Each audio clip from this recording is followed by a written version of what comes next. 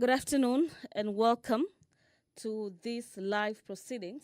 Our dear viewers, you're watching the live proceedings of the National Assembly on this afternoon of the 8th of October, the year being 2024, a broadcast streaming from Parliament buildings this afternoon and brought to you courtesy of the collaboration between the Kenya Broadcasting Corporation and the Parliamentary Broadcasting Units. In the highlights of business this afternoon, we have a special motion on the proposed removal by impeachment of His Excellency Rigathi Gachagua, AGH, the Deputy President of the Republic of Kenya. This is a motion by Honorable Mwengi Mutuse.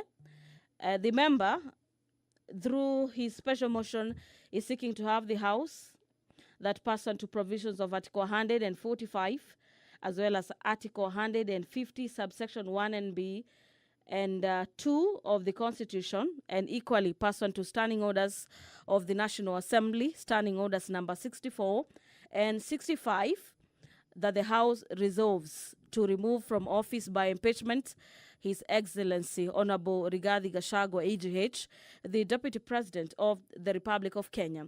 This afternoon, we'll be expecting a resumption of debate in regards to this motion. The debate where members are considering the motion for impeachment by Honorable Member for Kibwezi West already kicked off during midday today.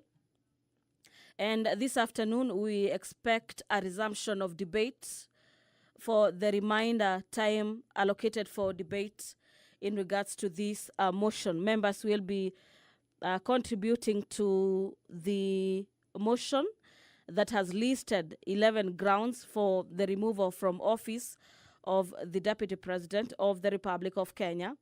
Among the charges listed in the motion is the gross violation of Article 10, subsection 2A, B, and C, Article 27, subsection 4, and Article 129, subsection 2 of the Constitution, and equally Article 147, subsection 1, as read together with Article 131, subsection 2C and D of the Constitution, that His Excellency the Deputy President has persistently made utterances threatening to discriminate, exclude, and unlawfully deny sections of the people of Kenya and the regions of the Republic of Kenya equal opportunities for the public service appointments and the allocation of public resources.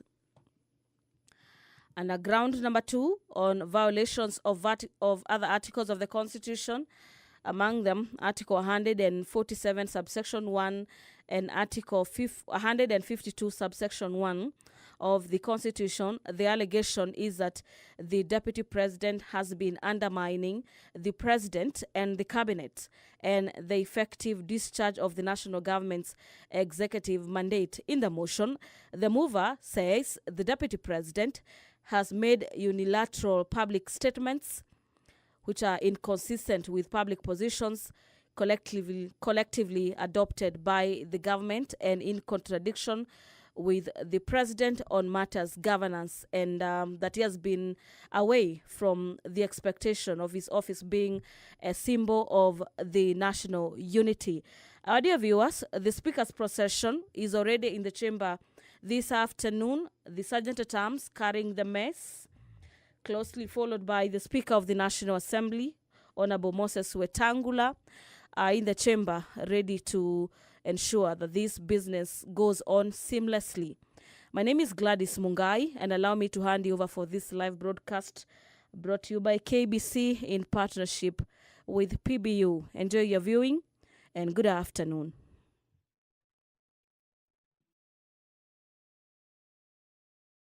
Waheshimiwa, tuombe. Ewe Mwenyezi Mungu ambaye kwa hekima na wema wako umetua nyadhifa za viongozi na mabunge kwa ustawi wa jamii na utawala haki wanadamu, tukusihi utazame kwa neema nyingi sisi watumishi wako ambao wameridhika kutuita ili tutekeleze shughuli muhimu za jamhuri yetu.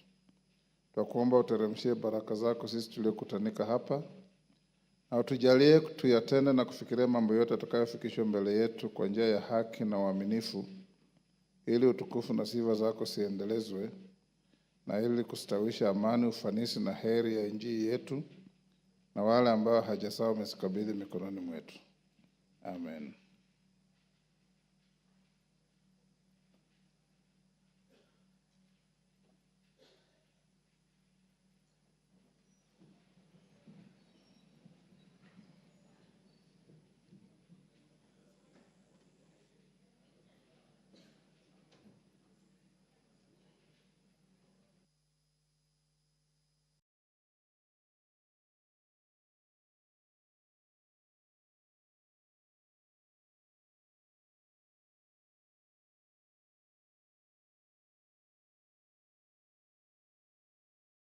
Members, we have quorum. We'll proceed.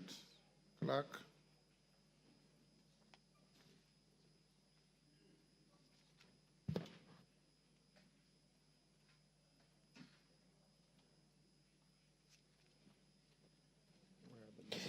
Order number 1, administration of oath. Order number 2, communication from the chair. Order number 3, messages.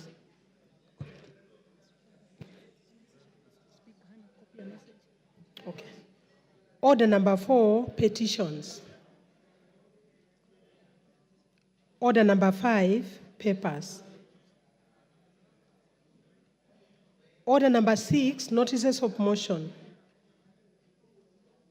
Order number 7, questions and statements.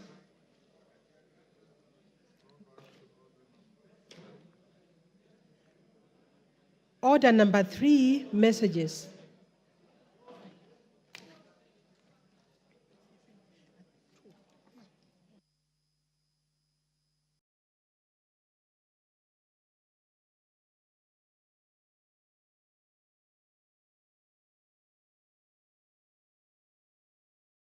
Members on their feet, take your seats.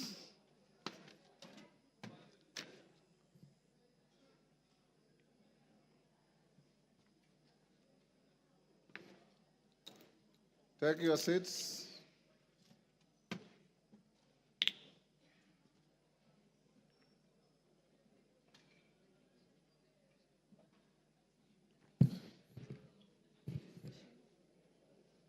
Honorable members, I have a message from the Senate. Honorable members, pursuant to the provisions of Standing Order 41-4, I wish to report to the House that I have received 2 messages from the Senate regarding its decision on 2 bills, namely the Equalization Fund Appropriation Number 2 Bill, Senate Bill Number 30 of 2023, and the Division of Revenue Amendment Bill, National Assembly Bill Number 38 of 2024. Honorable members, the first message conveys that on Tuesday, 17 September 2024, the Senate considered and rejected the National Assembly's amendments to the Equalization Fund Appropriation Number 2 Bill, Senate Bill Number 30 of 2023. You will recall that this House considered and passed the bill with amendments on 13th June 2024. Thereafter, I referred the bill back to the Senate for reconsideration in accordance with the provisions of Article 112, 1B of the Constitution. Honorable members, the decision of the Senate on the National Assembly's amendments to the Equalization Fund Appropriation Number 2 Bill, Senate Bill Number 30 of 2023, effectively commits the bill to a mediation committee pursuant to the provisions of Article 112, 2B of the Constitution. Consequently, the Speaker of the Senate has appointed the following senators to the mediation committee on the bill: Senator Joe Newto MP, Senator Mohammed Abbas Sheikh MP, Senator Professor Margaret Kamar EGH MP, Senator Tabitha M. Mutinda MP, Senator Daniel Maanzo MP, Senator Beatrice Ogola MP, and Senator Faki Mohamed Mwinyihaji MP. Honorable members, in order to fully constitute the mediation committee on the bill, the National Assembly is required to appoint 7 members to sit in the committee. I therefore call upon the majority and minority leadership of the House to nominate members to represent the National Assembly in the Mediation Committee by 7 p.m. today, Tuesday, the 8th of October 2024. I will then communicate to the House tomorrow the National Assembly members appointed to this mediation committee to ensure timely commencement of the mediation process. Honorable members, the second message conveys that on Thursday, 3rd October 2024, the Senate considered and passed the Division of Revenue Amendment Bill, National Assembly Bill number 38 of 2023, with amendments. You'll also recall that on 7th August 2024, this House considered and passed the bill with amendments, following which I refer the bill to the Senate for consideration in accordance with the provisions of Article 110(4) of the Constitution. The Senate has now referred the bill back to the National Assembly for reconsideration. Honorable members, with respect to the Division of Revenue Amendment Bill 2024, I direct the clerk to circulate the Senate amendments to the bill to all members. Thereafter, the amendments will stand referred to the Budget and Appropriations Committee. I urge the committee to expedite consideration of the Senate's amendments and report back to the House on Tuesday, 15th October 2024. Conscious of the House, that the House is scheduled to proceed on a short recess next week, I direct that the matter be prioritized for consideration on the same day.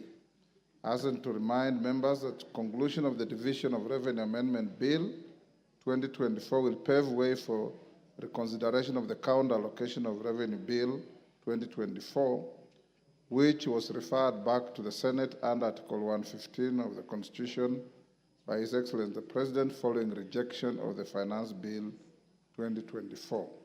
This will facilitate disbursement of the requisite funds to account governments and avoid further stalling of operations of the devolved units. The House is accordingly guided. I thank you. Next.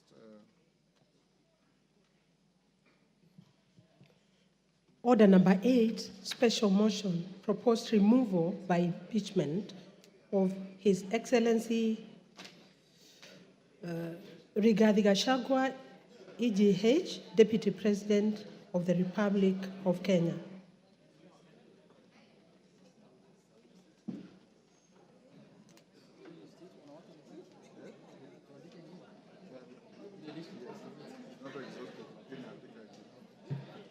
Honorable members, we are back to the motion. So far, so good with the morning sitting. As I directed in the morning, honorable members, we will proceed up to 5. The Deputy President indicated he will be here by 4. At 5, we'll call him and allocate him up to 2 hours maximum. When he finishes, the majority leaders will come in, and thereafter the mover will be called to reply.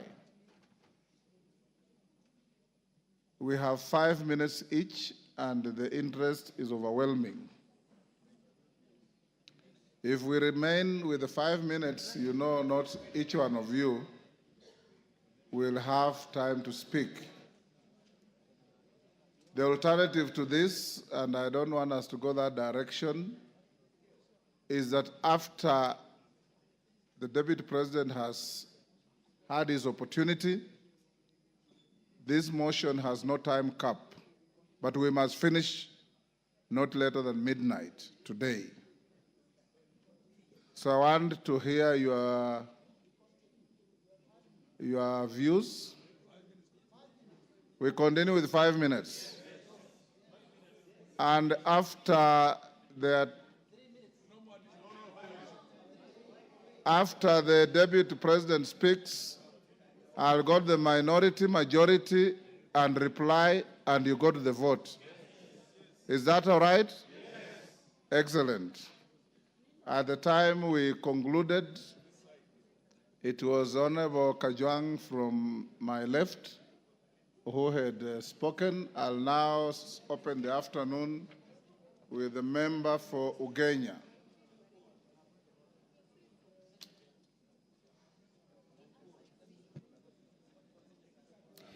Thank you so much, Mr. Speaker.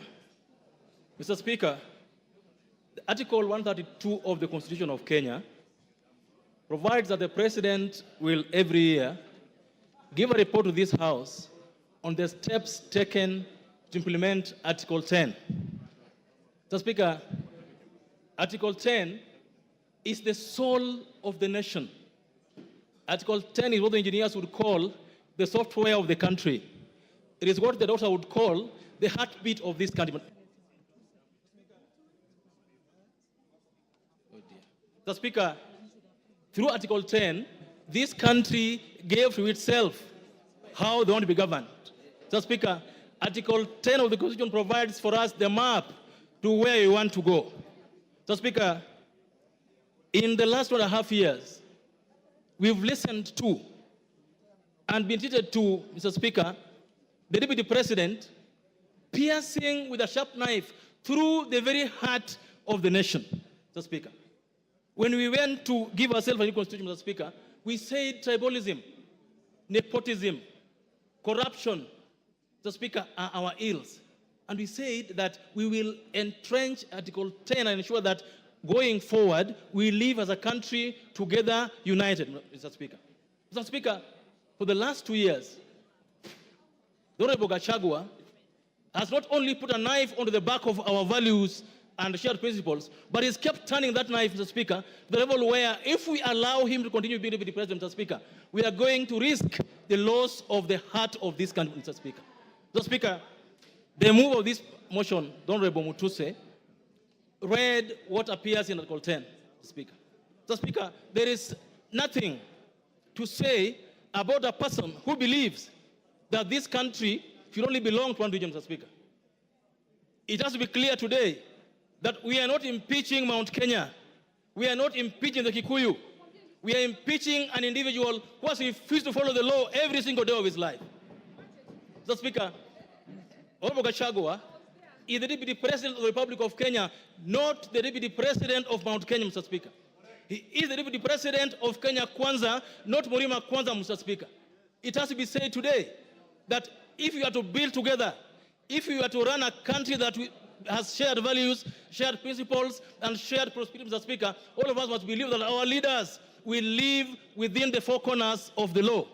Mr. Speaker, it is true, and it's been said by Kenyans, that we are all tribal. Of course, we all come from tribes. We also have our own tribal sentiments, Mr. Speaker. We all have our feelings about what should happen to our tribe, Mr. Speaker. Mr. Speaker, it's even been said that Kufa Dereva, Kufa Makanga. It's also been said that all of us sitting here today have some tribal things in our closet, Mr. Speaker. That is true. But, Mr. Speaker, and you are a seasoned lawyer, when you go to court and you are charged, and the others you are charged are not in court, they say, Rigathi, Gachagua, and others not in court. The case here today is that of Rigathi, not others not here today. The case we're dealing with today is the case of Makanga, not Dereva, not passengers. So, Mr. Speaker, we have to deal with a person who believes that his job is to represent Mount Kenya. Mr. Speaker, on this side sits members of parliament elected by Mount Kenya people. On this side sits members of parliament from Nyeri, from Kirinyaga, from Muranga, from everywhere. Those counties also have governors.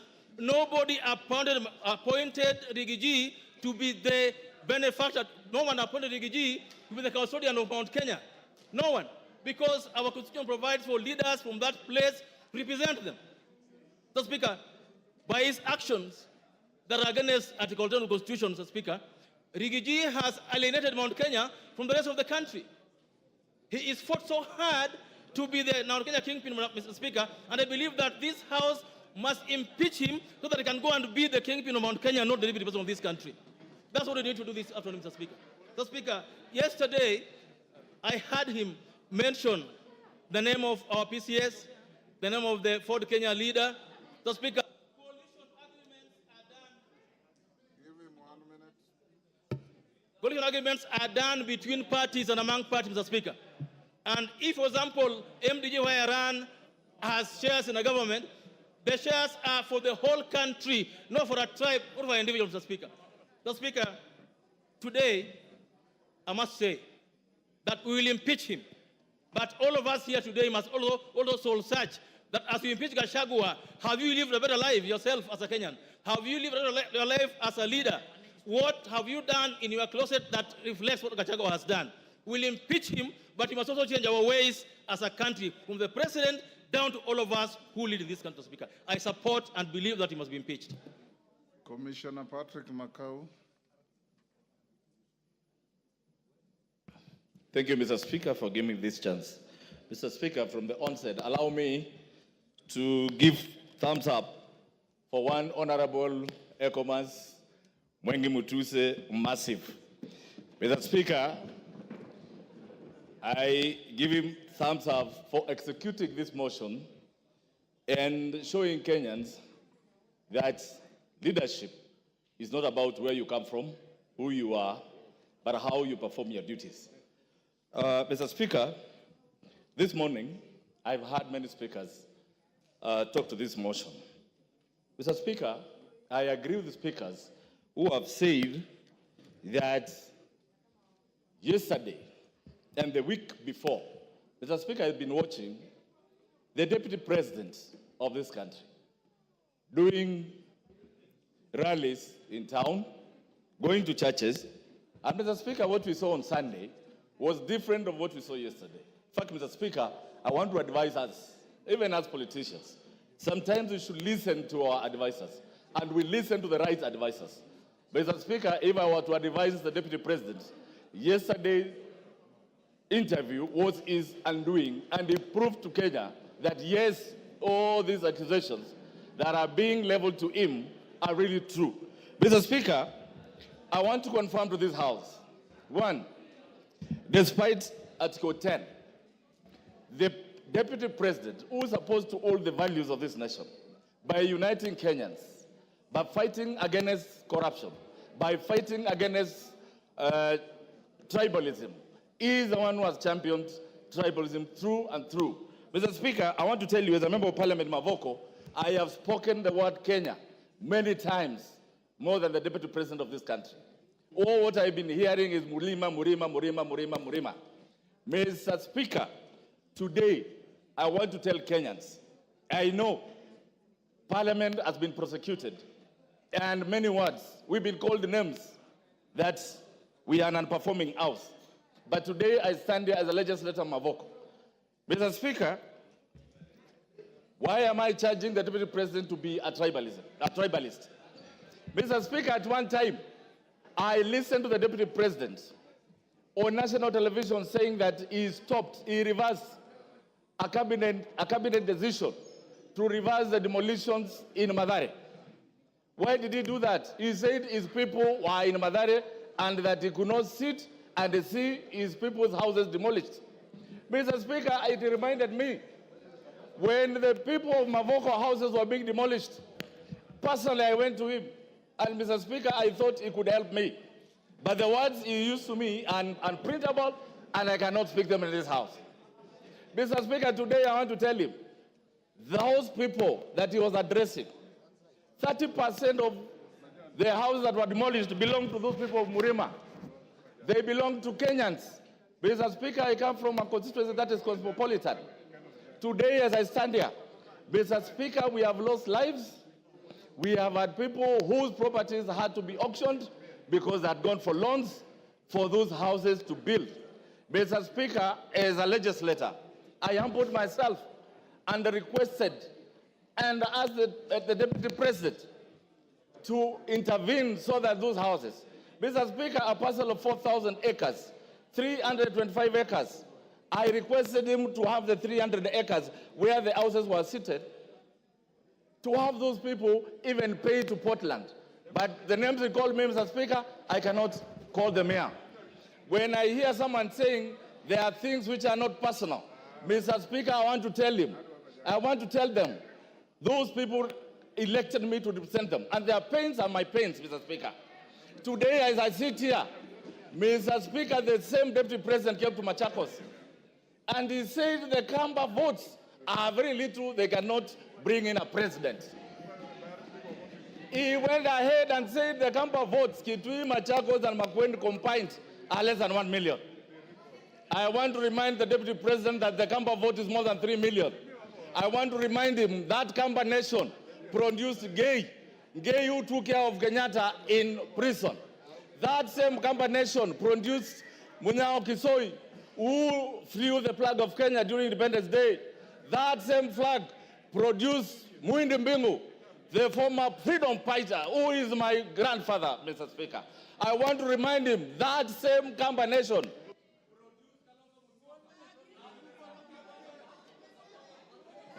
Give him 1 minute. 1 minute. Mr. Speaker, that same Kamba nation that you said their votes were useless, they are the ones who are running every night now, calling for them to come and save you in this budget motion.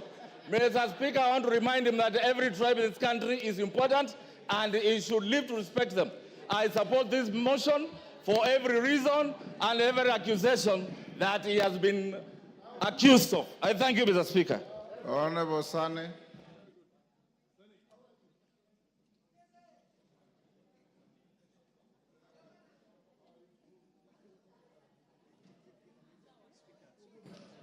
Mr. Speaker, before I want to bring out 3 assertions which are highly distorted, emanating from His Excellency, the Deputy President Gachagua. One, that he is a co-president. In every general election, 6 ballot papers are being issued to voters. And of the 6, 1 is for the presidency, and all Kenyans have voted His Excellency President William Samoei Ruto. I did not, and no Kenyan voted Gachagua for any position other than being escorting the deputy president to State House. Nobody, the president to State House. He was not elected. So the claim that he had acquired 7.2 million voters is unfounded, unfactual, and is just mere hallucinations, Mr. Speaker. So he's not a co-president, he is just merely an assistant to the president. A second thing, Mr. Speaker, he always talks of being trained in paramilitary exercises or acquired paramilitary training.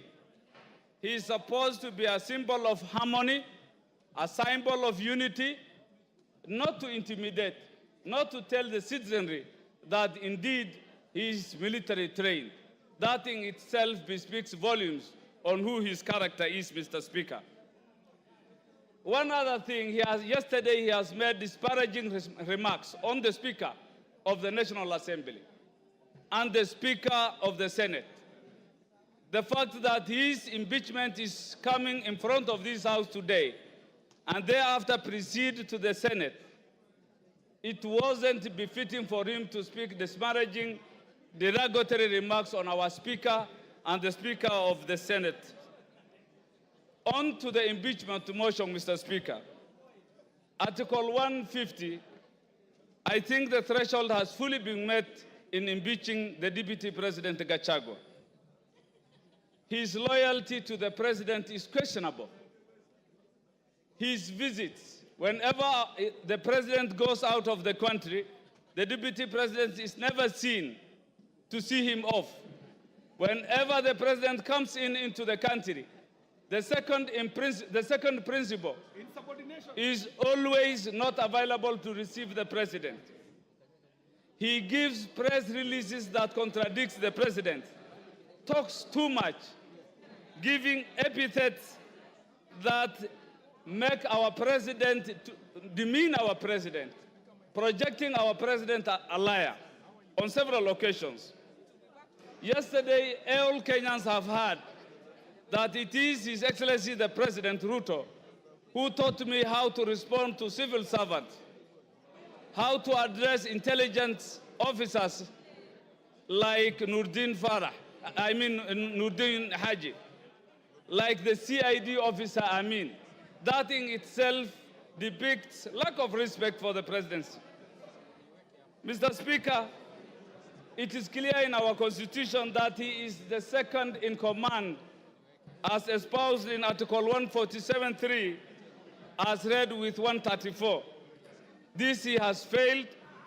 He has also shown massive erosion of the position of the executive, not being the assistant and showing the unity so expected of him, Mr. Speaker. Mr. Speaker, the Deputy President severally pronounced himself on matters discriminating Kenyans, that he has gotten his share of cabinet secretaries in his region. Cabinet secretaries belong to all Kenyans, and I think that doesn't befit. He has addressed public servants in public, and in all aspects, he has violated Article 232, which is the same principles that is expected for the executive. Finally, Mr. Speaker, he also talked ill of public participation.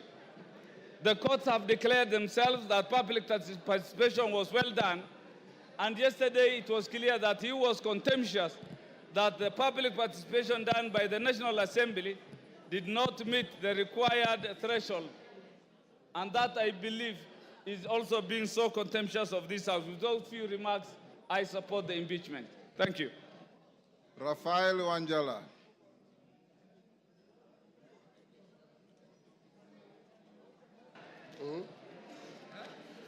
Thank you, Mr. Speaker, for giving me this opportunity to contribute to this important motion in this country.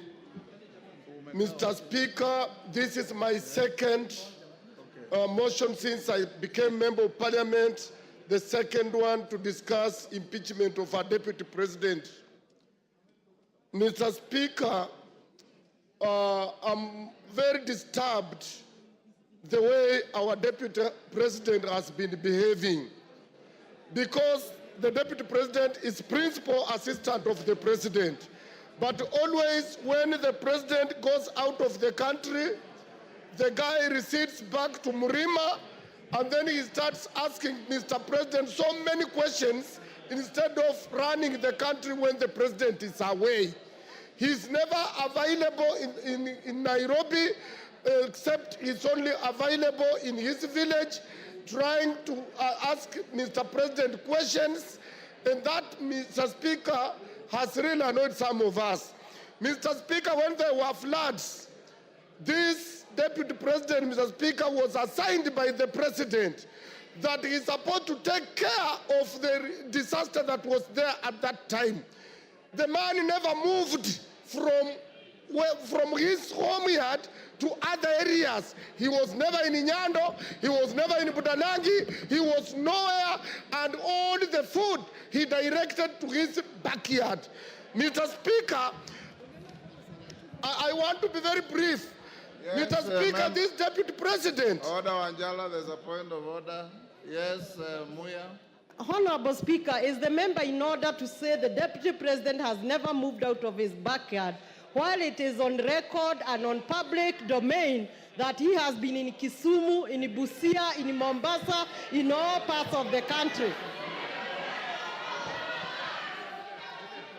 Mr. Speaker, the Deputy President will only be seen in those places when he is accompanying the President. But he has never come on his own to see the destruction of floods. Mr. Speaker, these people of EACC did a service to this country. Because for you to be elected, you must go through EACC. Mr. Speaker, this Deputy President was a DO. And Mr. Speaker, he was a DO, and as a DO, he was sacked on 30th July 1997 as a DO. And the reason why he was sacked, and I will table this later, that the ESCC did not do its work and it cleared him to be a member of Parliament and to be a Deputy President, yet he was not supposed to be because of his misconduct. Mr. Speaker, this letter is read as Mr. Geoffrey Rigathi Gachagua, District Officer 1, Laikipia, through Provincial Commissioner. Summarily dismissal. Reference is made to our letter dated 19th May 1989 on your appointment to the position of District Officer. I and your response statements to show cause for gross misconduct, desertion of duty, and reported mismanagement of relief food for Laikipia District. These are thieves. In this regard, we wish to notify you that your employment contract has been terminated forthwith. Consequently, you are required to report to the Rift Valley Provincial Commissioner for handover and clearance. This was signed by Queen Rua. Mr. Speaker, this was a wrong man to be in this office in the first place. This one, for Kenya to grow, Gachagua must go. To stop tribalism, Gachagua must go. For Kenya to unite, Gachagua must go. I tabled the letter and I support the motion. Kagusha. Honorable Speaker, Honorable Kagusha. Honorable Speaker, Honorable Raphael Wanjala has produced a photocopy of a document that we cannot get its authenticity. Honorable Speaker,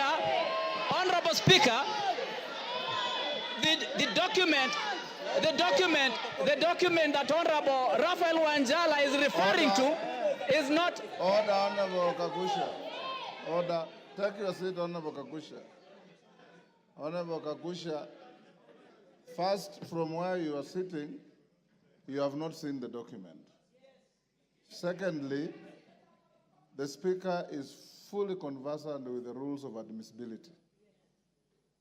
And I'll look at the document and I'll direct you on how to use it. I thought I had given you an opportunity to contribute. You are going at a tangent that is totally unnecessary. If you want to contribute, that is what I had given you. If you are not ready to contribute, I give somebody else. Thank you, Honorable Speaker. I want to stand, and I stand guided. Honorable Speaker, I want to stand to oppose the motion to impeach the Deputy President. Honorable Speaker, the reason why the new constitution brought about the issue of having a deputy president position, which is not an appointed position anymore, but a position that the president and the deputy would be conjoined together at the point of election, is so that the two of them can be able to work together. And that is what the country desired. That is what our people of this Republic of Kenya voted for in 2010 in the new constitution. Honorable Speaker, I want to believe that when we have been able to get the two of them, we should be able as a country, as much as practically possible, ensure that whatever misunderstanding and whatever differences that may appear or may exist between the two of them, yes, Kagombe. We get...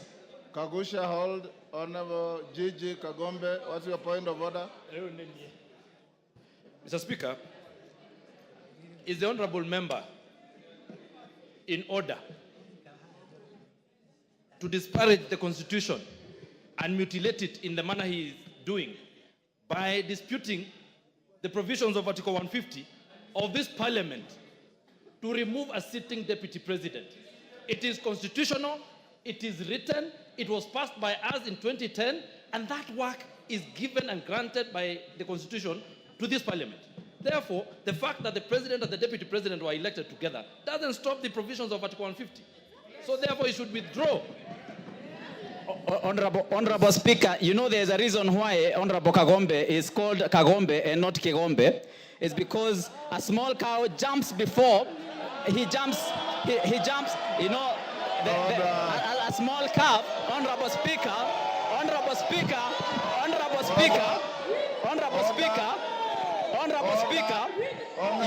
you know. Take your seat. Order. Order, honorable members, order. Order. Honorable Kagusha, take your seat. Order, honorable members. Order. Honorable Kagusha, you are here the whole morning, and I did direct the House. Order. Order. Order, Nabuin. Take your seat. Honorable members, we have done very well since morning. This may be an emotive motion, but as leaders, leave your emotions at that door when you come to this House. And I want to encourage you, honorable members, Honorable Kagusha, treat your colleagues the same way you would want them to treat you. Don't make any disparaging remarks. Don't purport to misinterpret the meaning of the name of a colleague, because that's not your duty. We just withdraw and apologize to Kagombe and proceed with your contribution. Thank you, Honorable Speaker. I want to withdraw the naming of Honorable Kagombe and apologize, Honorable Speaker. No. Honorable Speaker, I also hope that you have noted the Honorable Amombi has hit me with a bottle of water. Honorable Speaker, and that is unparliamentary. Is that unparliamentary that another honorable member should rule? Order. Honorable Amombi, did you throw a bottle? Take your seat. That is very unparliamentary. Take your seat. Amombi. Mr. Speaker, it's very bad that Honorable Kagusha can lie to this House. He is lying. Mr. Speaker, Honorable Kagusha is lying. Let him continue with the speech, but he should not lie in this House. Order, honorable members, to the extent that the Speaker didn't see and Honorable Kagusha is not claiming any injury, let's leave it there.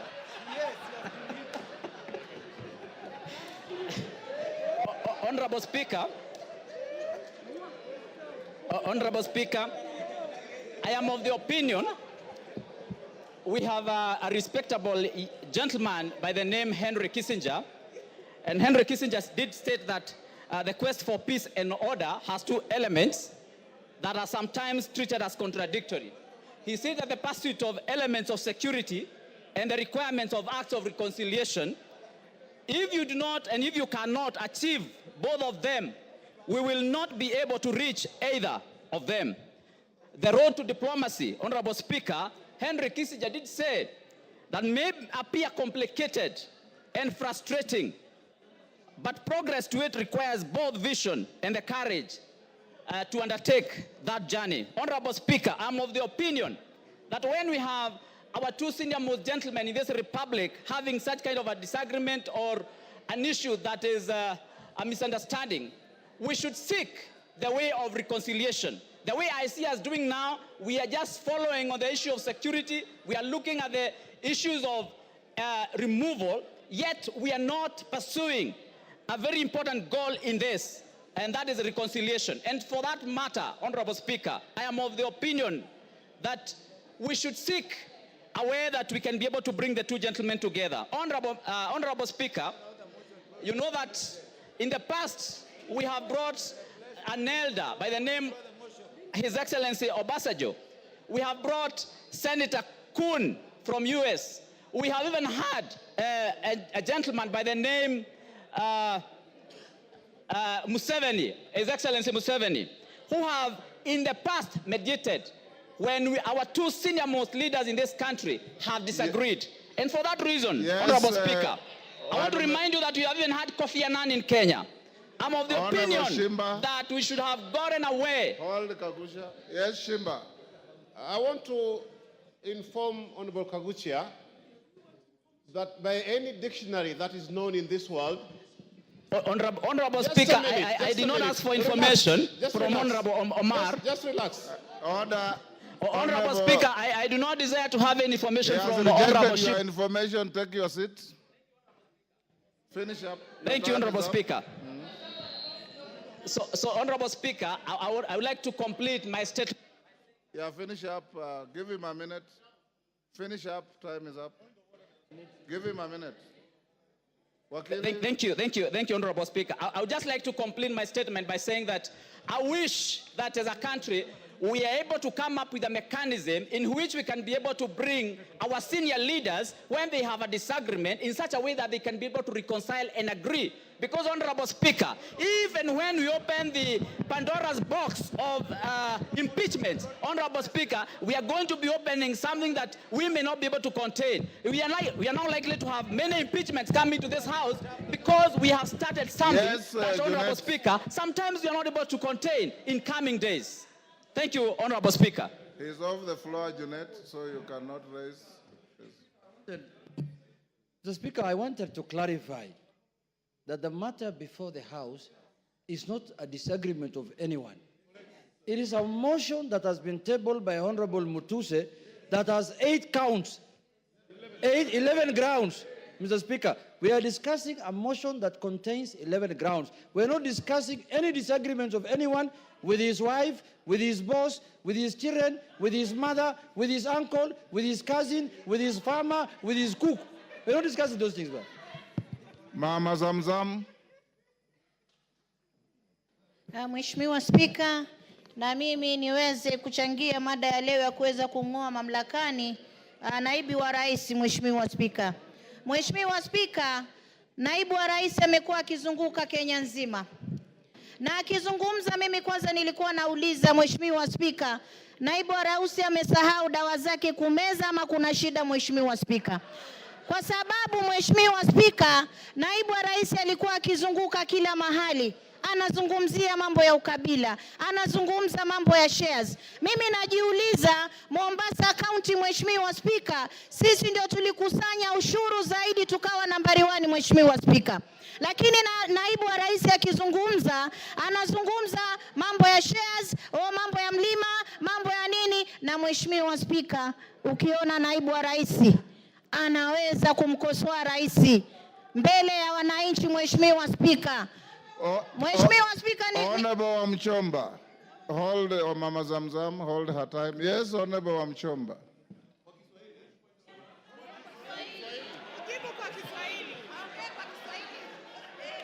Order, honorable members, order, Honorable Wamchomba. Bwana Spika, nasimama kuuliza kama Order, hold on. Which standing order has been breached? Side the standing order. Point of information, clarification. Asante sana Mheshimiwa Spika. has been breached. Mheshimiwa Spika. Clarification, Mr. Speaker. Mr. Speaker. Mr. Speaker, I refuse. I refuse to be muted when I have something that I need the honorable member to clarify. The honorable member must clarify. Honorable Wamchomba. Order, Honorable Wamchomba. Hold your horses. Honorable Wamchomba. If you want to, you know the rules. Order.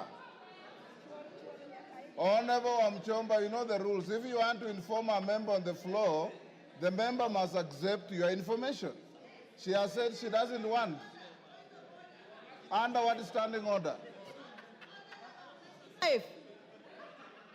Mr. Speaker, the honorable member has talked about that Mr. Deputy President alisahau kunywa dawa.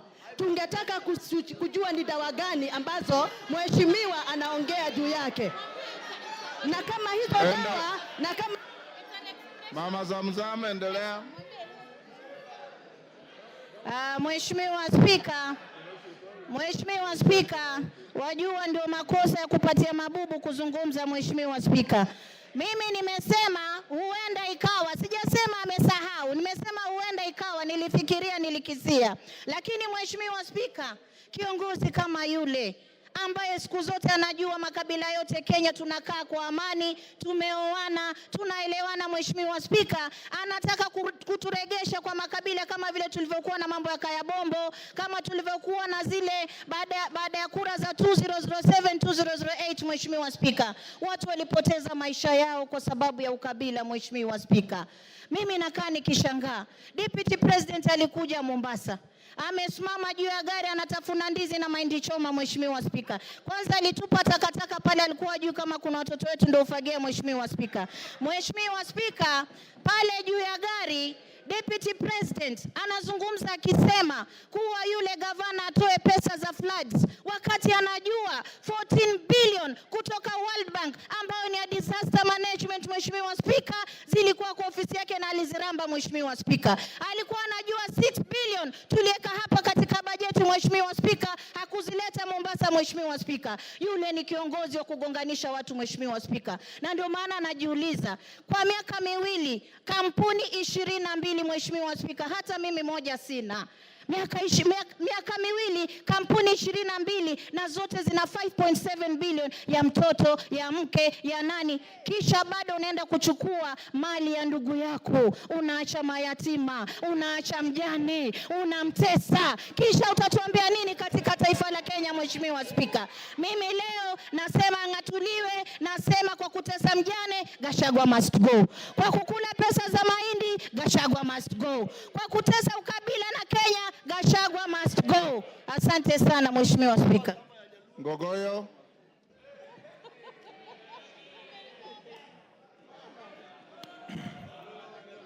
Thank you, Mr. Speaker.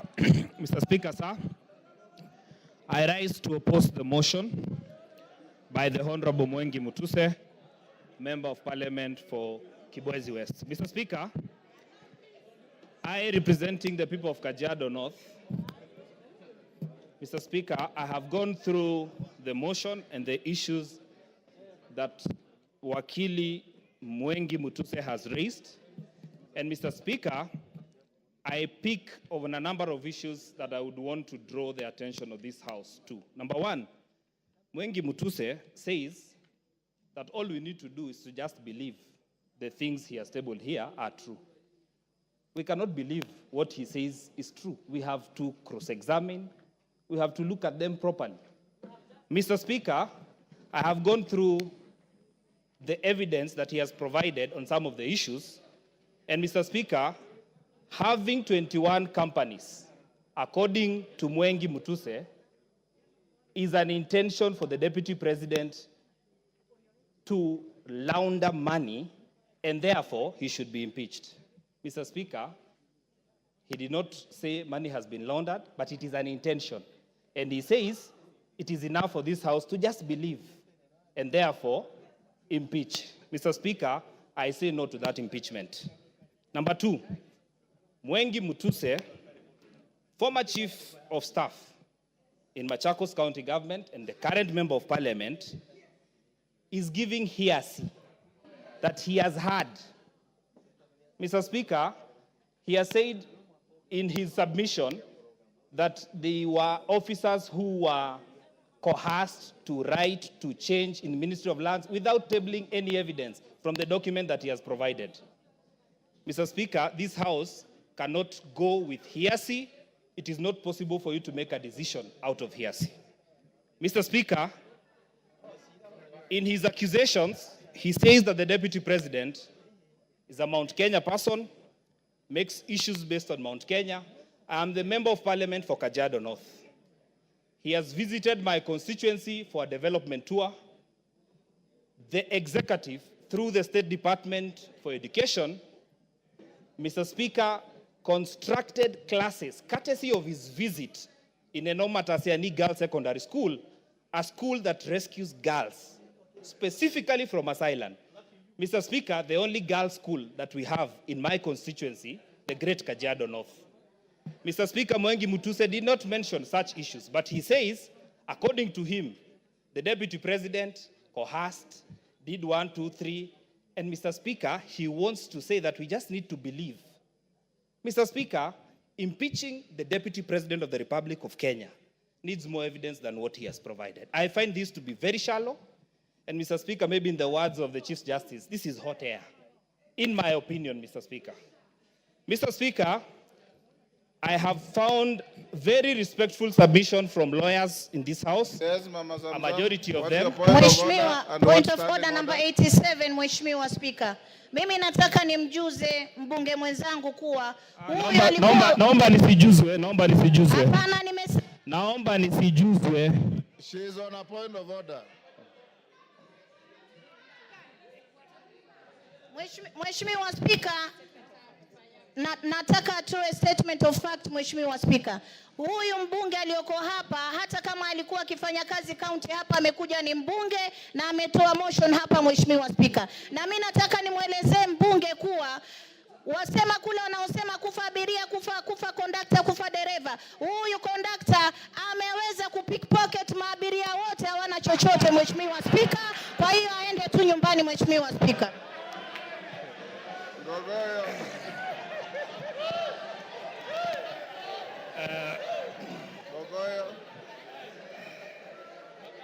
Thank you. Thank you, Mr. Speaker. Yes. I choose to stick to content. Your time I is choose up. to stick to matter. Go on. I choose to ignore the honorable member. Mr. Speaker, I therefore want to submit to this House that, Mr. Speaker, when a whole deputy speaker of this assembly goes to a public function in Nandi and says that I will oversee the impeachment of the deputy president, and comes to this House and is expected to vote, do you expect fairness?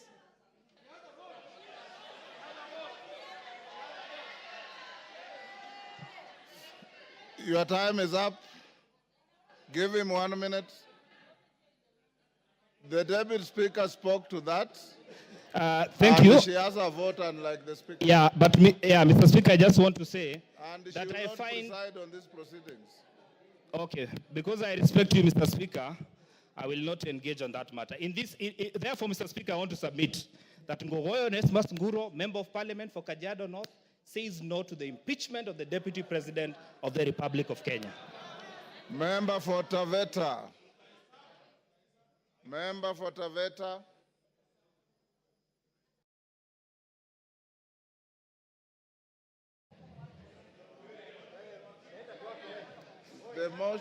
The mic is there. Is it working? There you are. Thank you, Mr. Speaker. For a start, Mr. Speaker, I rise to support the motion by my learned colleague, Honorable Mutuse.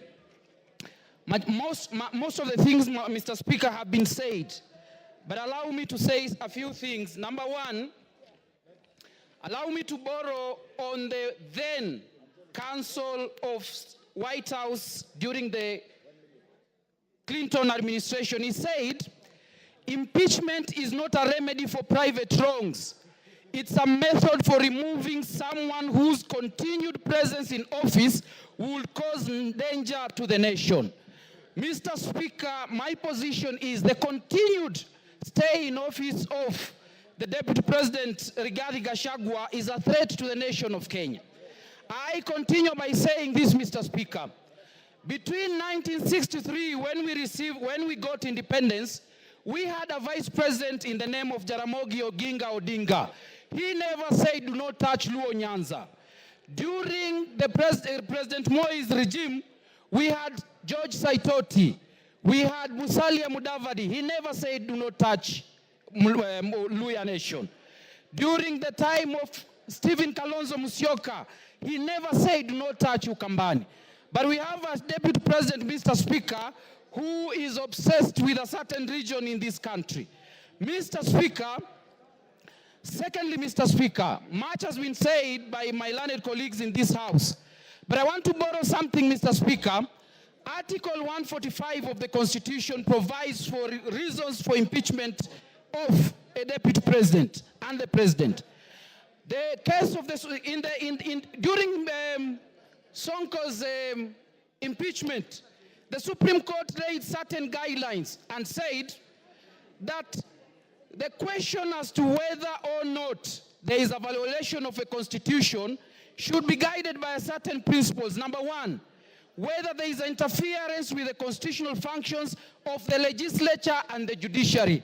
My submissions is that the utterances of the deputy president in relation to his cases in court is interference with the constitutional functions of the legislature and the judiciary.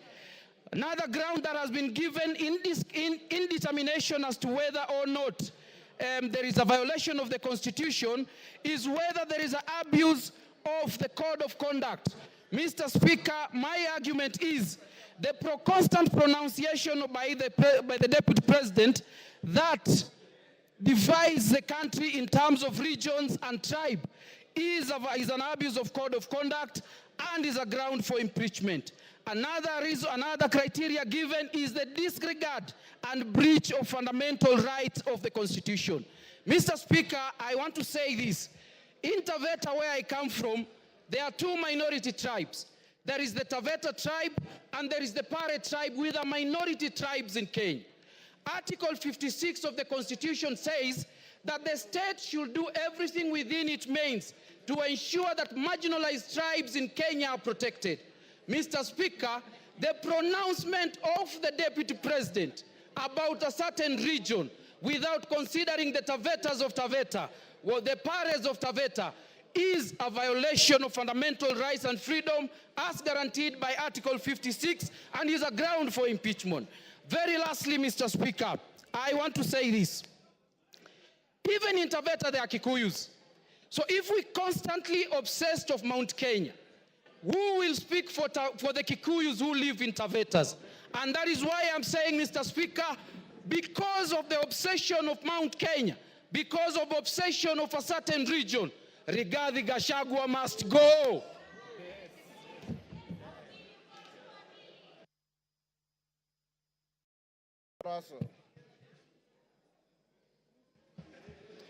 Thank you very much, Honorable Speaker.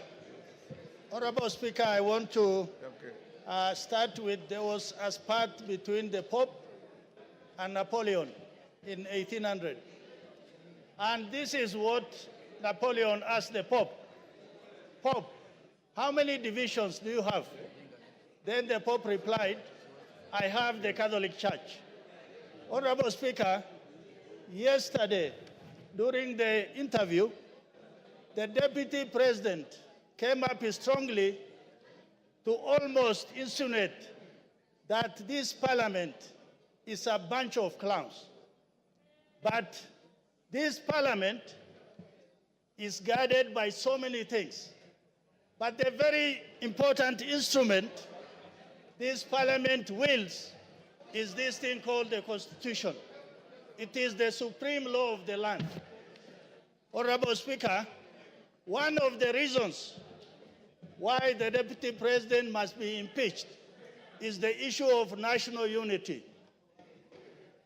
He came on public stage to talk about one issue that eventually will discriminate the minorities. One man, one vote, one shilling. That is important in the way he says. But in a sense, the regions that are behind, that are discriminated, that are marginalized, will continue to be behind. Honorable Speaker, Article 56, A1, it talks about minority groups, why they must be in government, why they must be represented. Honorable Speaker, this country must move forward, and it must move as one nation, one people. We are of different nationalities. It is the Deputy President who stood in a public place to say that the problem of this country is the Somalis. The Somalis are part and parcel of this nation. They have done great contribution to this country, and they cannot be excluded for anything. Honorable Speaker, the second issue why the Deputy President must and he has to leave that office is on the matters of national security. He is privy to National Security Council meetings. He attends. Sometimes he could chair. For him to come out and divulge those information to public of need-to-know basis, then it means he has crossed the red line. Honorable Speaker, the third issue is Article 147. the deputy president is the principal assistant to the president. And sometimes when the president is away, he's delegated to be the president. This happened in the 11th Parliament when Uhuru Kenyatta was attending ICC. And he wrote down that President Ruto will act on his behalf. It can happen even this time. If we have a president who is already determined to discriminate some parts of the country, then how do we trust him with power? Honorable Speaker, lastly, he is not assisting or supporting the president. Finance Bill 2024-25 was thrown out by Parliament, was thrown out by the people.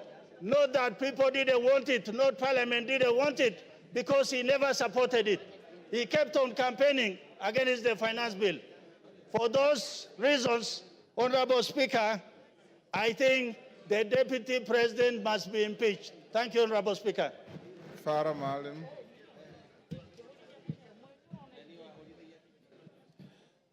Mr. Speaker, I want to weigh on this motion. Mr. Speaker, we are not trying to reinvent the wheel again.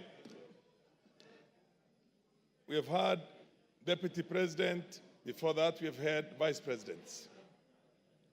One, Andrei Gromyko of Russia, was one time asked why he has remained as the deputy president for so long. And somebody else said, to be a deputy president, you have to have the capacity to sit on a block of ice with your pants down and make a green. A deputy president is no more than a personal assistant to the president. And that's how it's provided for in all constitutions, all over. I haven't seen one in which certain executive authority is given to the deputy president.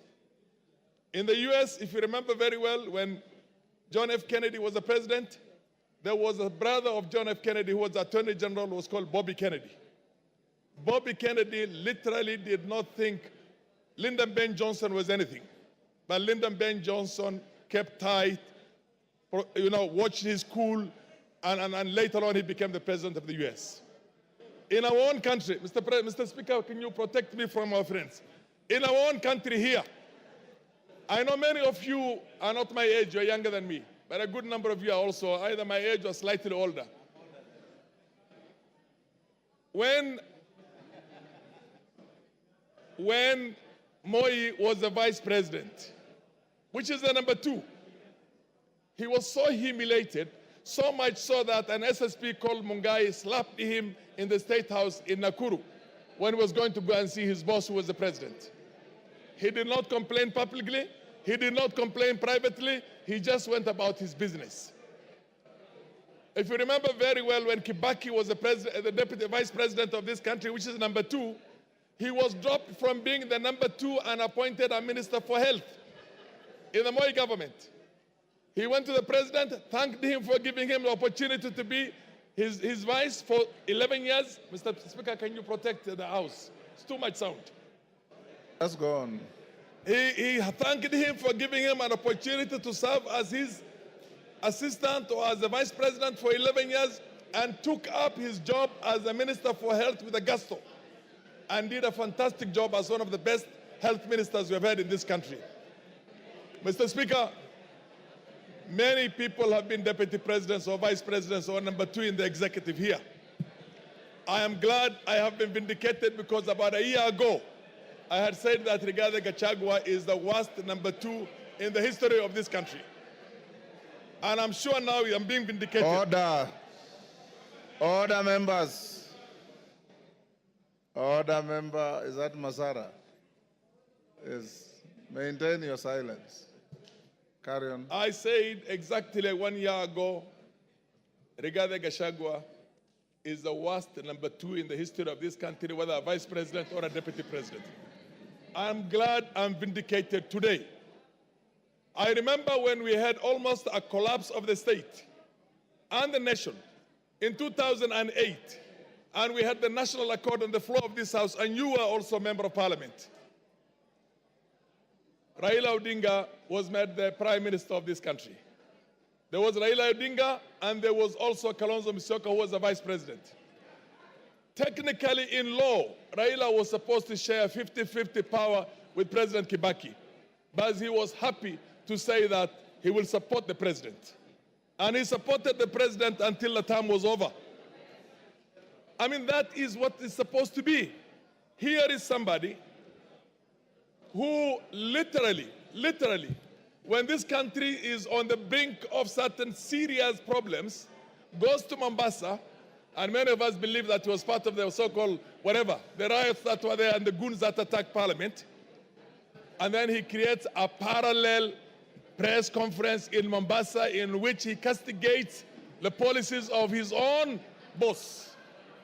His own boss, including castigating people whose authority is driven by the appointment by the president and passed by this parliament, passed by this house. Mr. Speaker, this man is bad for this country. There is need, this man is a heartbeat away from the president. God forbid, if anything were to happen to our president, he is the president. He is a danger. There will be no Kenya. 1 minute. If Gachagua has anything to do with, as far as I'm concerned, he did not even give me the benefit of saying that, let's be careful with the Somalis, we don't like Somalis. He called us warrior. You know what I mean? He didn't give me even the respect or the courtesy. I could not say Mau Mau. I would say Kikuyus if I want to talk about Kikuyus, or look for any derogatory name. I will not look for that. He didn't give us even that respect of saying the Somalis of Kenya. He said warrior. They do not have any role. They are not shareholders in this government. And you know what? I come from a region, Wajir alone, Wajir County alone is bigger than Central Province, Mountain Region, Western Province, and Nyanza put together. In Nyanza, and you have not gone to Garissa, you have not gone to Mandera, you have not gone to Marsabit, where we share with our Cushitic brothers, you have not gone to Shiloh. He's talking about half the country, and he thinks we are from Somalia. Time is up. Your time is up. Yes, Dr. Kogo. Thank you so much, Honorable Speaker. Thank you, my brother, for allowing me to pass on this information. Apart from what you have said, Mheshimiwa, the Deputy President of the Republic of Kenya is on record for insulting women as Malayas.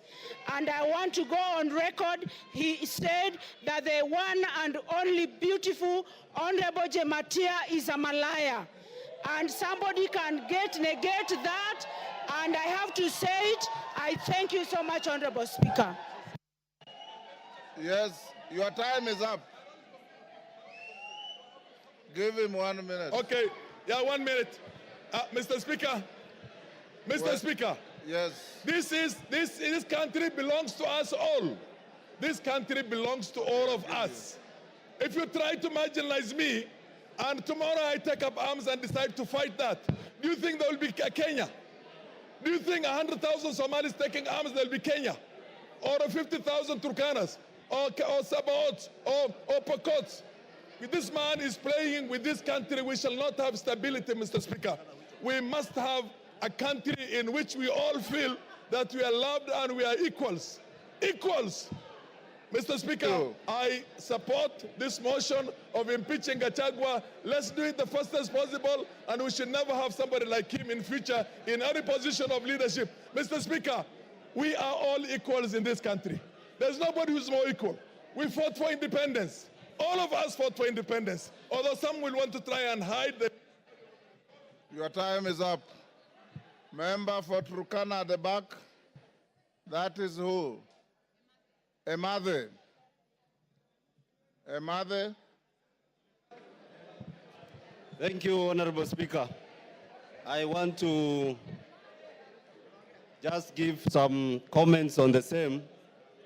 Honorable Speaker, when the Deputy President was being sworn in at Kasarani, I only knew him as a personal assistant to the former President Uhuru.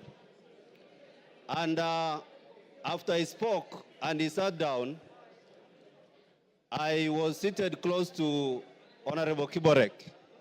I told Honorable Kiborek that this is not going to be a good person. From the analogy that formerly he was a PA to the former president, and the manner in which he spoke to me was in the contrary. I just said that when he was being sworn in, I didn't know him. The only thing I knew about him was he was a PA. Now, the chicken have come home to roast.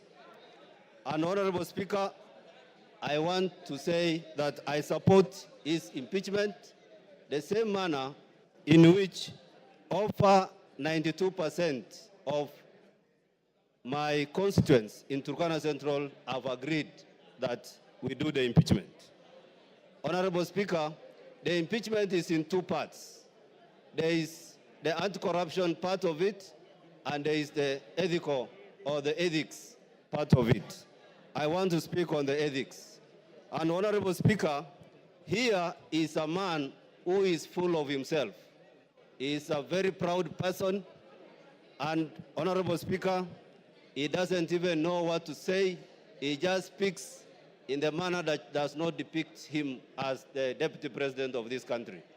Honorable Speaker, the Bible in the book of James brings out the bad part of the tongue. It says the tongue is this part of the body that is a world of evil. It is a fire. Honorable Speaker, the tongue corrupts the whole body. That is what the Bible says in the book of James. Honorable Speaker, in this juncture, I want to say that as a UDA member in the Kenya Council government, I want to say that it says we are not in agreement to work together with the Deputy President. I am not in agreement as a member who was ascribed to the party that I may not be able to work with the Deputy President because we have to agree. And what we are processing today here, Honorable Speaker, is a divorce. We are processing a divorce because under Article 56, this is a man who will not be able to speak for the minorities. He is a man who will not speak for the marginalized. Honorable Speaker. Honorable Speaker, again, we are processing a divorce because this is akin to King Nebuchadnezzar, a man who was like everything in the Chaldean, in the city of Babylon. And Honorable Speaker, Kenya wants to unite. Kenya wants to kill the animal called tribalism. This is not the Deputy President that Kenya will require to kill the devil of tribalism. This is not the man who is ready to unite us. This is not the man who does not even know there are Elmolos in this country. He does not know that we have the Dasanach or the Merile in this country. Maybe at some point, because he has never been to Turkana, he does not even know the Turkanas exist in this country. And therefore, Honorable Speaker, this is not the man who can unite Kenya in the office of presidency. And therefore, I support his impeachment. Thank you, Honorable Speaker. Edith Nyenze. Edith Nyenze. Thank you, Mr. Speaker, for giving me this time to say what the great people of Kitui West have sent me to come and say. I know that the Bible has been quoted from the two divines in several ways, but I'm also going to quote the Bible, and I'm going to quote from John, from chapter 8, from 7 to 11. And actually, these were teachers and of law and Pharisees who brought a woman to Jesus, and they said that they found the woman in the act. And then they said, according to the law of Moses, such a woman was found in adultery, and she was supposed to be stoned to death. But what Jesus told them, he told them that If they do not have sin amongst themselves, they should be the first ones to cast the stones. But what these people did, they just looked and ran away. So, Mr. Speaker, I'm saying this scripture actually highlights the importance of forgiveness and mercy and challenges the self-righteousness and hypocrisy. Actually, what I want to say is that there is also reconciliation. Reconciliation should be given room. Dialogue should be given room. If there was dialogue with a former prime minister, there was handshake with a former prime minister, why not give dialogue to even the deputy president? So give dialogue, give reconciliation for the peace of this country. What the people of Gachagua West told me is that they have more pressing issues. They have more pressing issues than this impeachment. And therefore they told me to say no to this impeachment, that they should be sorting their problems first before we even come to this impeachment. We have only 3 years to go before the end of the term. So why breach the peace? So whoever is righteous, let them be the first ones to cast the stone. Thank you. Honorable Kororia. Honorable Kororia. I will give you. Kororia. Thank you very much, Honorable Speaker. And I stand to support this special motion. The motion that Rigathi Gachagua, the Deputy President of the Republic of Kenya, should go home. Honorable Speaker, I can remind this House that during the swearing-in ceremony at Kasarani, the Deputy President humiliated Uhuru Muigai Kenyatta so badly before the nation and the visiting dignitaries in the Republic of Kenya. That was not enough, Honorable Speaker. After 3 months, he started attacking young people in Mount Kenya region, calling them Mongeki, to an extent of attacking Maina Jenga and calling him the leader of Mongeki, Honorable Speaker. Later, Honorable Speaker, he was not comfortable and satisfied with that. He went ahead to refer to the members of parliament from Mount Kenya region as Gakonia and Kunda Gotome and Komereras, Honorable Speaker. That is not acceptable, Honorable Speaker, because we all come from the same region and we are elected by the people. He went ahead, Honorable Speaker, to attack Raila Odinga and the Azimio fraternity, and saying that he has put Mitego so that they will not enter State House. And he was supposed to put Mitegos so that they don't enter Karen residence because he's not a president. Honorable Speaker, I want to say that we do not have 2 centers of power in the Republic of Kenya. We only have 1 president, and the sentiments of Rigathi Gachagua that they were elected together with President William Ruto is a lie. The person who was elected is the president. Gachagua was just a running mate, and there were no votes for a running mate, Honorable Speaker. Finally, yesterday during a press briefing, Rigathi Gachagua referred to this Honorable House as a theater of the absurd. And he's coming to this same house today.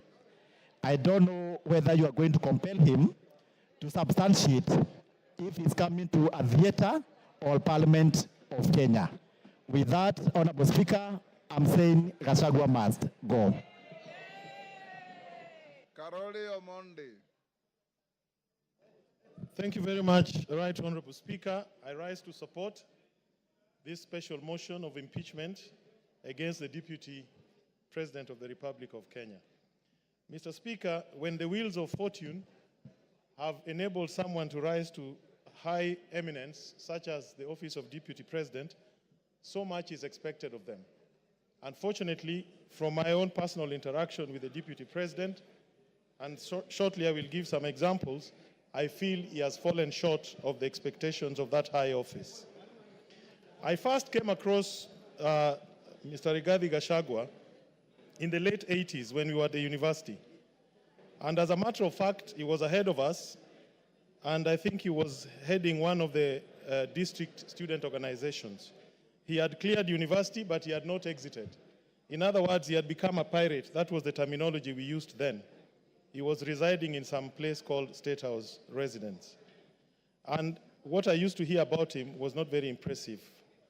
But nonetheless, on October 7th, 2023, which was exactly 1 year ago, in some place called Murngia, Alego, at the homestead of the late General Francis Omondi Ogola, together with Mheshimiwa Elisha here, Mheshimiwa Nyamita, Honorable Jalango, I've seen him somewhere, and His Excellency the President, we did meet with the Deputy President. And it was about 6:45. He received us warmly, but we were guests of General Ogola. And as you'd expect, a man of his status, you expected some decorum, temperance, prudence, good behavior. But unfortunately, some of these attributes were not present in his conduct. The Deputy President on that occasion did stand up and tell the President to our face that he had come down to get him from the Nyanza tour that we were undertaking, and that he had no business staying for too long in Nyanza. I looked at him and I wondered what was the problem with his compos mentis. In other words, was he of sound mind? And then I asked myself, we were the guests of the late General, why would he want us to exit the homestead of General Ogola? And it bothered me very much, because clearly that was what you and I, as lawyers, we call animus nocendi, intention to harm. Why would he insist that the President has no business being in Nyanza? He said it to our face 3 times, interrupting General Ogola when we were being briefed about the attack that had just been conducted by Hamas on Israel. That was my first time to interact with him very closely. The second time was on April 30th, 2024. No, 28th April 2024, this year, when we had floods in Suba and several people died. I did communicate with him by way of text. I sent him pictures, including that of a gentleman who had lost 3 children. And I asked him to avail to me the state resources that I could use to alleviate the pain and loss of my people. He did not respond. He did not call back. He did not show any interest. On 30th April 2024, I did contact Honorable Kagushia, who was sitting next to him at a rally in Nyeri. And I saw Honorable Kagushia whispering to him my message. And they texted me back that the Deputy President would come back to me. He never did. On 6th of May 2024, I again reached out to him in his capacity as the coordinator of relief. He did not respond. I support this motion, and I want to say this. What I found with Honorable Gachagua is lack of education.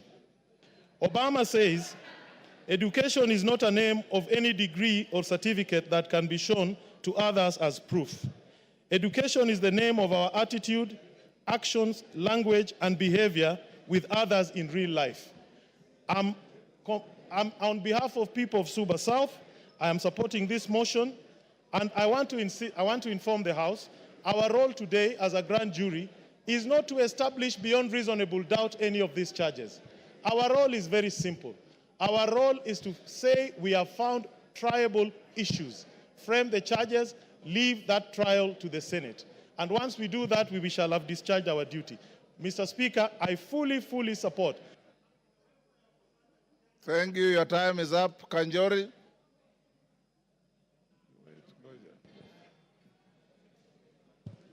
Thank you, Honorable Speaker, for giving me this opportunity. And Honorable Speaker, let me also add my voice to this very important motion. And let me start by saying I support the motion to impeach the Deputy President. Honorable Speaker, it should be understood that this is a motion that this House is making an attempt to save this country from a bad, divisive leader. Honorable Speaker, and allow me to thank the mover of this motion, Honorable Mutuse, for the courage that he has shown, and the 291 members who have signed this motion.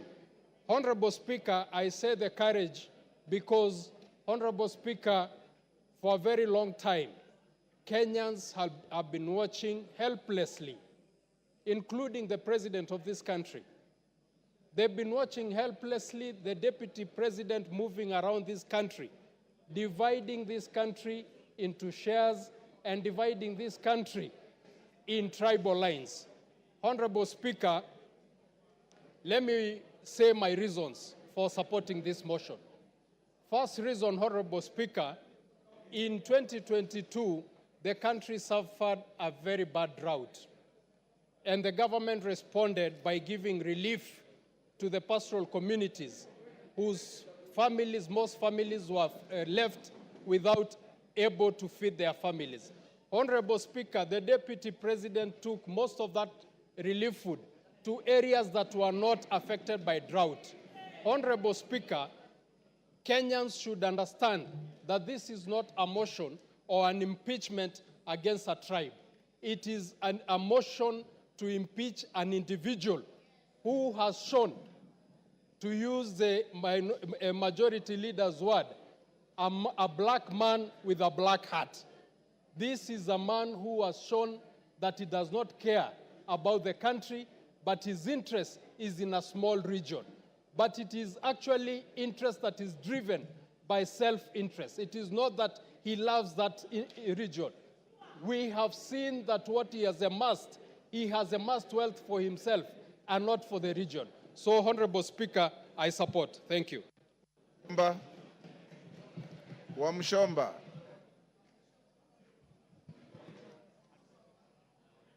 I thought you normally sit this side. Thank you. Yes. The temperatures there are too high. Mr. Speaker, Go ahead. I rise to defend the Deputy President, Rigathi Gachagua, against what I am calling mob justice, a process that has not given him the right of reply, a process that has gone on, presented some fact charts to the villages, and disseminated information to the members of public without giving him the opportunity to defend himself. Hold your horses, Wamchomba. I was consulting with KJ. I didn't hear what you said. Can you repeat?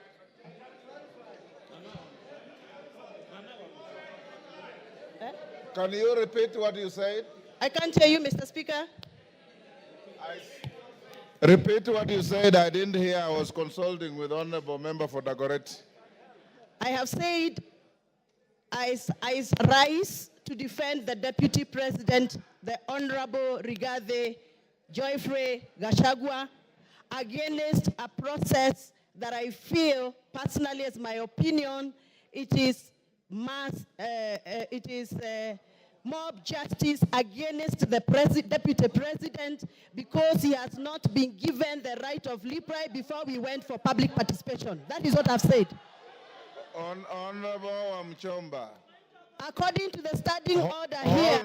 Honorable Wamchomba, that is neither factual nor legal because the Deputy President is appearing before this House at 5. So be factual.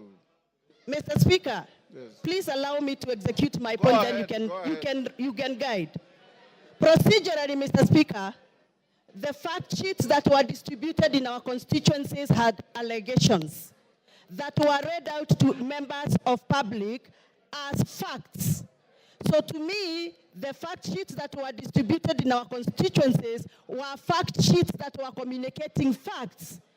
But from where I come from, Mr. Speaker, what was typed in those papers was not factual and needed to be interrogated. And I'm glad that the Deputy President is appearing in an hour's time here to come and clear the air. Mr. Speaker, before I defend and I give my submission, I request you to allow me to refer to the Standing Order number 91 on responsibility for statement of facts. A member shall be responsible for accuracy and facts for whatever allegations that comes and disseminates from this House. Mr. Speaker, this morning we were watching video clips on our television in this House. Those video clips that were played in this House were reported speeches that were reported from various media houses in this country. Mr. Speaker, according to the Kenyan Constitution and the Data Protection Act, it is our duty to clarify information before we disseminate and use it for a quasi-judicial process like we are handling today. Mr. Speaker, I would want your guidance whether those media clips that were used this morning in the floor of this House by the mover of this motion, whether those media clips were qualified to be used in this process of impeachment.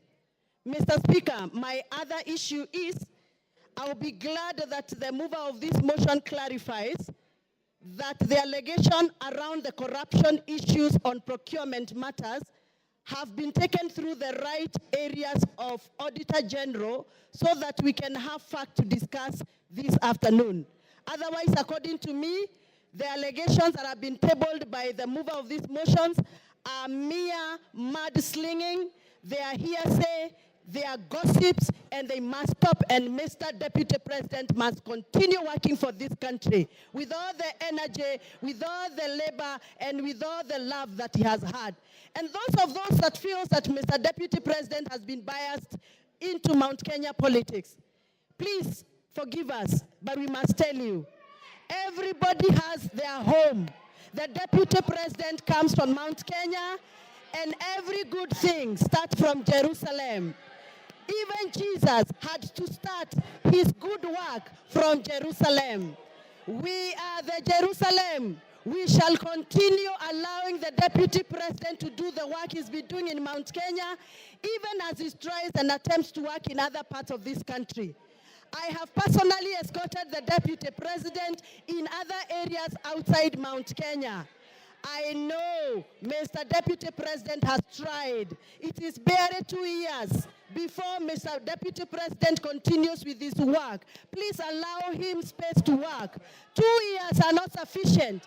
Even for the members in this House know very well, they have also not been able to do what they promised their voters during campaigns. We are all elected members here, and we know we made pledges, and 2 years are not sufficient for anybody to use that as a basis to judge anybody on the performance.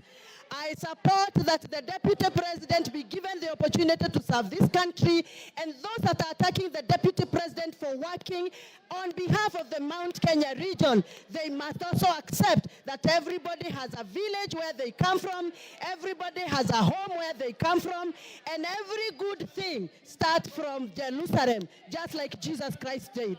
Asanteni sana, and I refuse. The Deputy President is going nowhere. He's going to stay here to serve us. To serve us as we gave him votes. Thank you very much. Thank you, Speaker. Thank you, Honorable Speaker, for giving me this opportunity to contribute to this very important motion. Mr. Speaker, an English saying goes that a sheep lives its entire life afraid of the wolf, only to be slaughtered and eaten by the shepherd. To the people of Mount Kenya, you know we are farmers. You know we have tea, we have coffee, we have milk, and that is the food crops that we rely on. Mr. Speaker, I happen to be elected as a director of KTDA, where we hold small-scale tea farmers and where we do business for the farmers. Mr. Speaker, we have had a problem, a huge problem, of monies being diverted to the said hotel in Kilifi. Last year, the money that was supposed to be going to distribute fertilizer, 53 million shillings, Mr. Speaker, was diverted to go to personal use at a hotel. Mr. Speaker, as we speak here, as we stand here, the people of Mount Kenya have been burning their tea bushes and factories because we have a glut in Mombasa that has been occasioned by the influence of the Deputy Speaker who was given, Deputy President who was charged with the responsibility of making sure that those people who voted the government in benefit and reap from their hard work and their sweat. Mr. Speaker, they will not see the hard-earned money that was supposed to go to their pockets because the Deputy President of the Republic of Kenya, after being charged with the responsibility of making sure that we have guaranteed minimum returns for those farmers, he continued to go and give guaranteed minimum returns to himself and to his family, to his children, to his spouse, and to his colleagues that we have seen they share companies with. Mr. Speaker, as we stand here, we have lost our milk industry. We have lost our coffee industry. You have seen that we have cooperatives where farmers are now stuck with their coffee. Because, again, the person who was charged with the responsibility of making sure that the sheep is safe is the one who went, took a knife, and ate the same sheep. Mr. Speaker, I know there might be some tension and people from the mountain feeling like everybody has been talking about the mountain, but even the mountain people are suffering, even us, because there's someone who just hides under the pretext that he's an honest man, he's a truthful man, but he's a truthful liar, Mr. Speaker. Therefore, I want to say this: the seat of the presidency is a symbol of unity in this country. And when the deputy president stands and accuses the NIS, like he did in Mombasa, we live in a community, and even the people who are in the intelligence sector live in a community. There is a community, a world community of intelligence. When you disparage such an office, such a high office that is supposed to make sure that you protect and give us protection in this country, Mr. Speaker, that to me is gross misconduct and it is impeachable. Mr. Speaker, when you go to State House and you say that you have put traps for some people not to access State House, yet they are members of this republic, yet they are people that we respect like Raila Odinga, Honorable Raila Odinga. Mr. Speaker, we say that we cannot continue like that because we had lived a very good life before this campaign started from 2022 when people said that we are going to vote not anymore along the tribal lines. But we have seen that we have someone who has been given position of power and he has decided to use it for his own personal aggrandizement. Mr. Speaker, the people who are watching the interview yesterday, they sat and asked, how is it that the people who are of age and people who've been doing business have not been able to access 600 million shillings in a bank? How many business people here have accessed 600 million shillings and what is their collateral? Mr. Speaker, you have had the deputy president lying in front of the television, saying that he has gotten this wealth from his brother, yet we know his brother has his heirs who are his sons and his widow, and those people are crying in Nyeri. The same way, people who are my members of parliament, my constituents like Uhuru Muigai Kenyatta, is crying. His goats were eaten the other day in Roiro.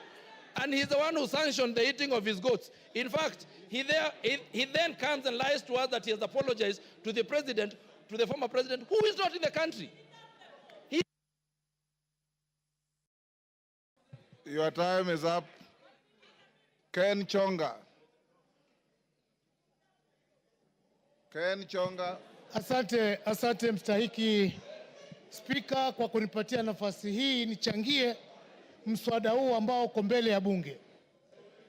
Mstahiki Spika, mimi sijaokoka na nimesikia wenzangu kila wakichangia hapa wanataja sehemu fulani fulani za Biblia ambazo kwamba zinaambatana na matamshi ambayo wanataka huko yazungumza, lakini kwa kwamba kweli kuna mbinguni na kuna hera, nafikiria Rigathi Gachagua atakuwa kuni za kuchoma ambao watachomwa.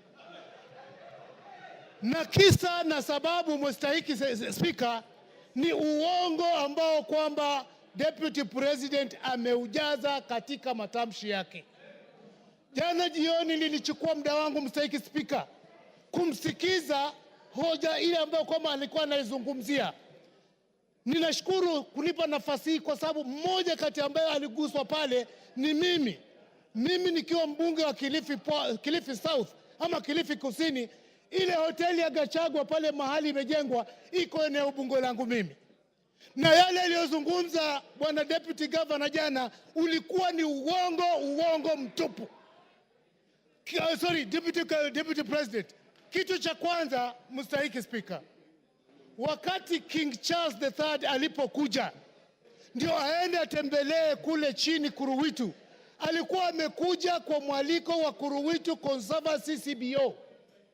Na wakati alipofika kwa Kuruwitu Conservancy CBO, mkutano ule haukuchukua zaidi ya dakika 30, akaenda Vipingo Ridge. Ile barabara ambayo kwamba aliomba kwamba itengenezwe kwa sababu angetaka kuhifadhi Vipingo Kuruwitu Conservancy, ile barabara haipitiki. Lakini deputy president akaona amepata nafasi nzuri sana. Ile barabara baada ya kwamba iende kwa Kuruwitu Conservancy, akachukua ile barabara akaijenga, akiipeleka kwake hotelini, imeshia pale kwa hoteli yake. Na ninaongea kwa sababu mimi pia nimejenga hapo. Bwana deputy president alisema kwamba watu waliomba hiyo barabara ijengwe, kulikuwa na public participation. Ni kweli kabisa, tuliomba ya kwamba barabara ile ijengwe, lakini hii kwamba ni uhusiano wake yeye na wenyeji wa Kuruwitu, kwamba ni uhusiano ambao ni mzuri, wanaelewana, na kwamba hata mbunge eneo hilo anajua. Mimi nasema ashindwe katika jina la Yesu.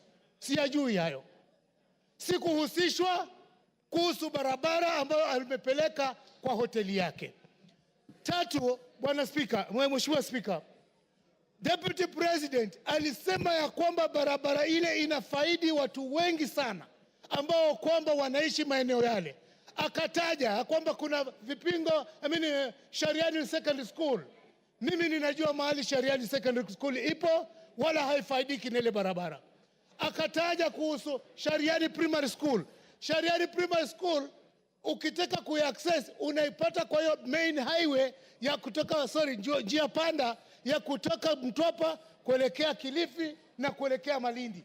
Kusema ukweli kabisa, yale aliyokuwa nazungumza kuhusu wekezo ule ni wa uongo.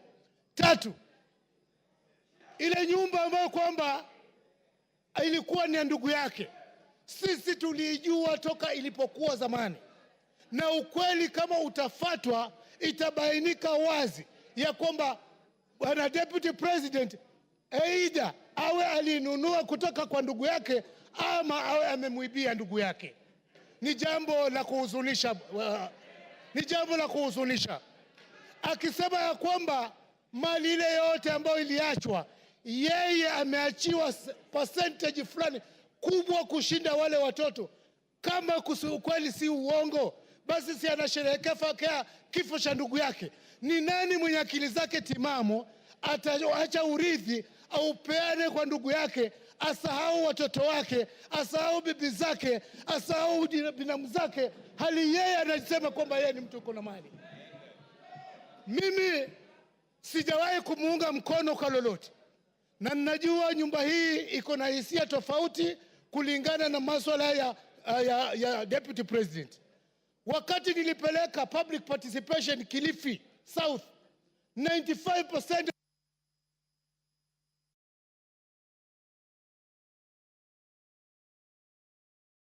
Give him 1 minute. Na asante sana mstahiki Speaker. Na asije akasema ya kwamba yeye alichaguliwa na watu sijui milioni 7. Na ukweli wa mambo ni kwamba sisi ambao tuko hapa kama wabunge, sisi ndio tuna represent wale watu ambao walitualika pale. Kwa hivyo asiseme kwamba sisi hatuna uwezo wa kutoa amri au mamlaka ya kwamba yeye agatuliwe mamlakani. Langu ninasihi, wakati umefika. Unajua Mungu akitaka kukumaliza hukuweka kichaa. Mimi sijasema kwamba deputy president akona kichaa. Ninasema tu ya kwamba matamshi yake kama hata chunga yataelekeza kwamba tumshuku katika akili zake. Asante Musaiki Speaker. Bashir.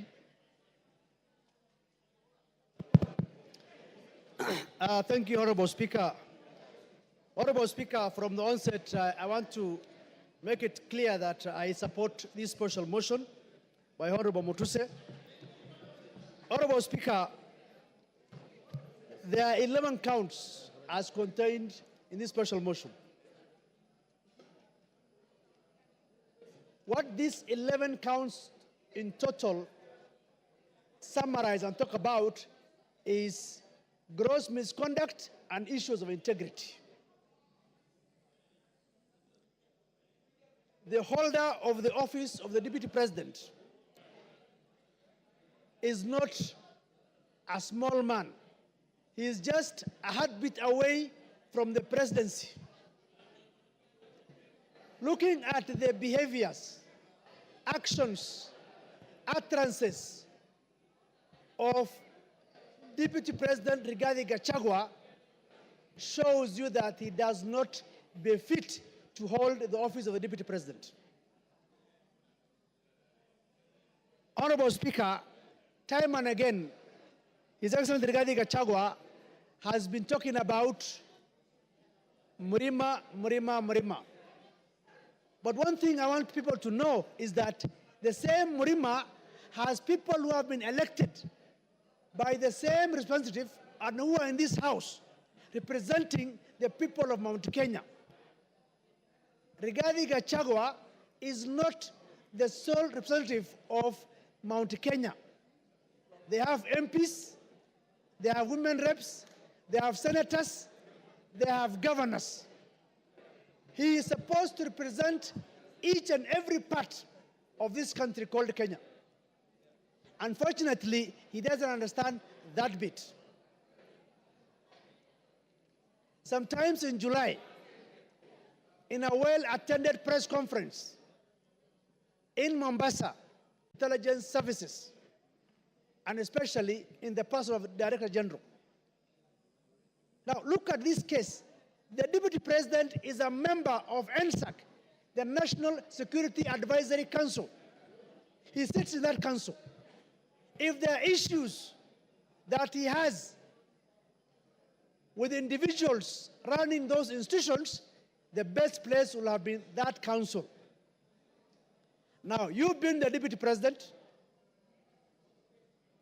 of the country. Instead of addressing matters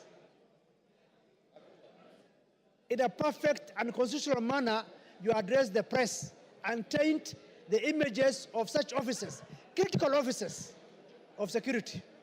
That itself is quite unfortunate.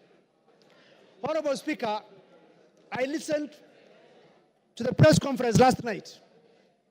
One thing that perturbed me was the issue of His Excellency saying, I have gotten all these wealth from my brother. Now I'm asking myself, he doesn't have wealth of his own that he can tell the people? How come he is the one who gets more of the shares than the widows and the orphans?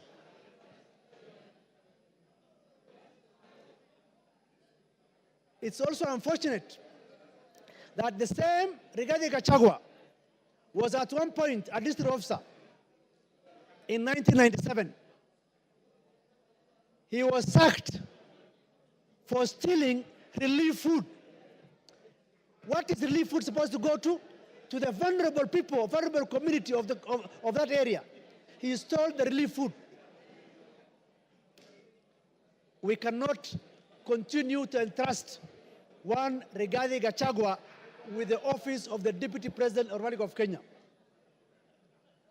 We call upon this House to make history for the first time under the new Constitution to say that Rigathi Gachagua does not befit to hold the office of the Deputy President of the Republic of Kenya.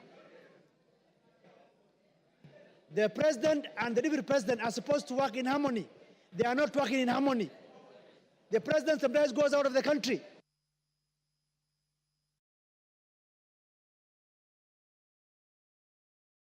Sorry. Ruth Odinga.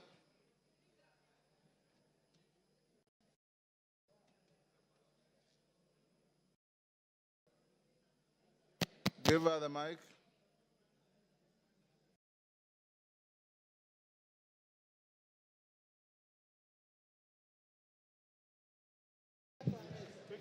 Thank you, Mr. Speaker, for giving me this opportunity.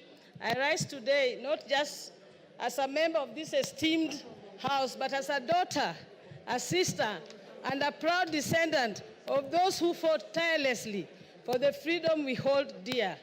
I urge us to reflect on the values upon which our great nation was built as we consider the impeachment of the Deputy President. I want to take you back to the times before independence. Jaramogi Oginga Odinga is one of the people who fought for independence.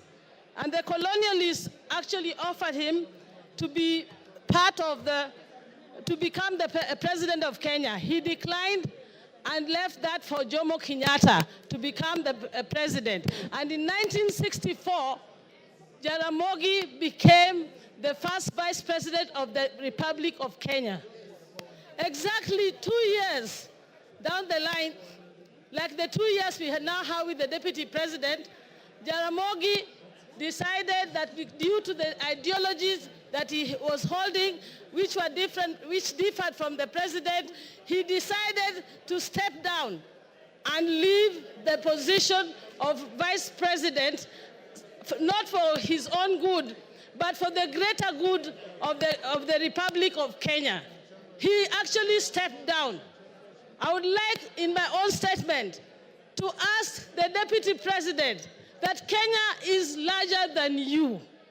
Kenya is a big country that we need to protect. If I were you, Mr. Deputy President, please take the honorable route that some of your predecessors had taken, like Jaramogi, and step down from this position of presidency. Don't take Kenya through the valley of the abyss the dark abyss you want Kenya to go through. Secondly, I would like to say something. I was not one of the people who was actually wanting this impeachment of the deputy president. I felt that the deputy president's impeachment was not the main problems that we were having in Kenya, and that we had other issues. But having heard how the president spoke last night, I am completely convinced from that statement that the deputy president must go, and he must go as soon as possible. One of the reasons why I say that is that we are not here for our personal grandiose and our personal wealth. Kenya, if the deputy president is mourning because his father is going to turn in his grave because of the wealth that is being accused of, I wonder what the people like Bildad Kagia, Jaramogi Oginga Odinga, and all those who fought for us to get through this, to get to where we are, through multi-party. Oginga Odinga and all went through house arrest, detention, to make sure that we get the multi-party that we are enjoying in this country, the democracy that we are enjoying. How are they feeling in their grave when now the deputy president is talking about making Kenya a company? What company are you talking about, and shareholders? When Kenya is a country that we have a sovereign country in Kenya. Mr. Deputy President, I was a bit on your side, but you have hanged yourself with your own rope. Whoever informed you to go to the TV yesterday did you a very big disservice. And for that, I support the motion. Mbura Aburi.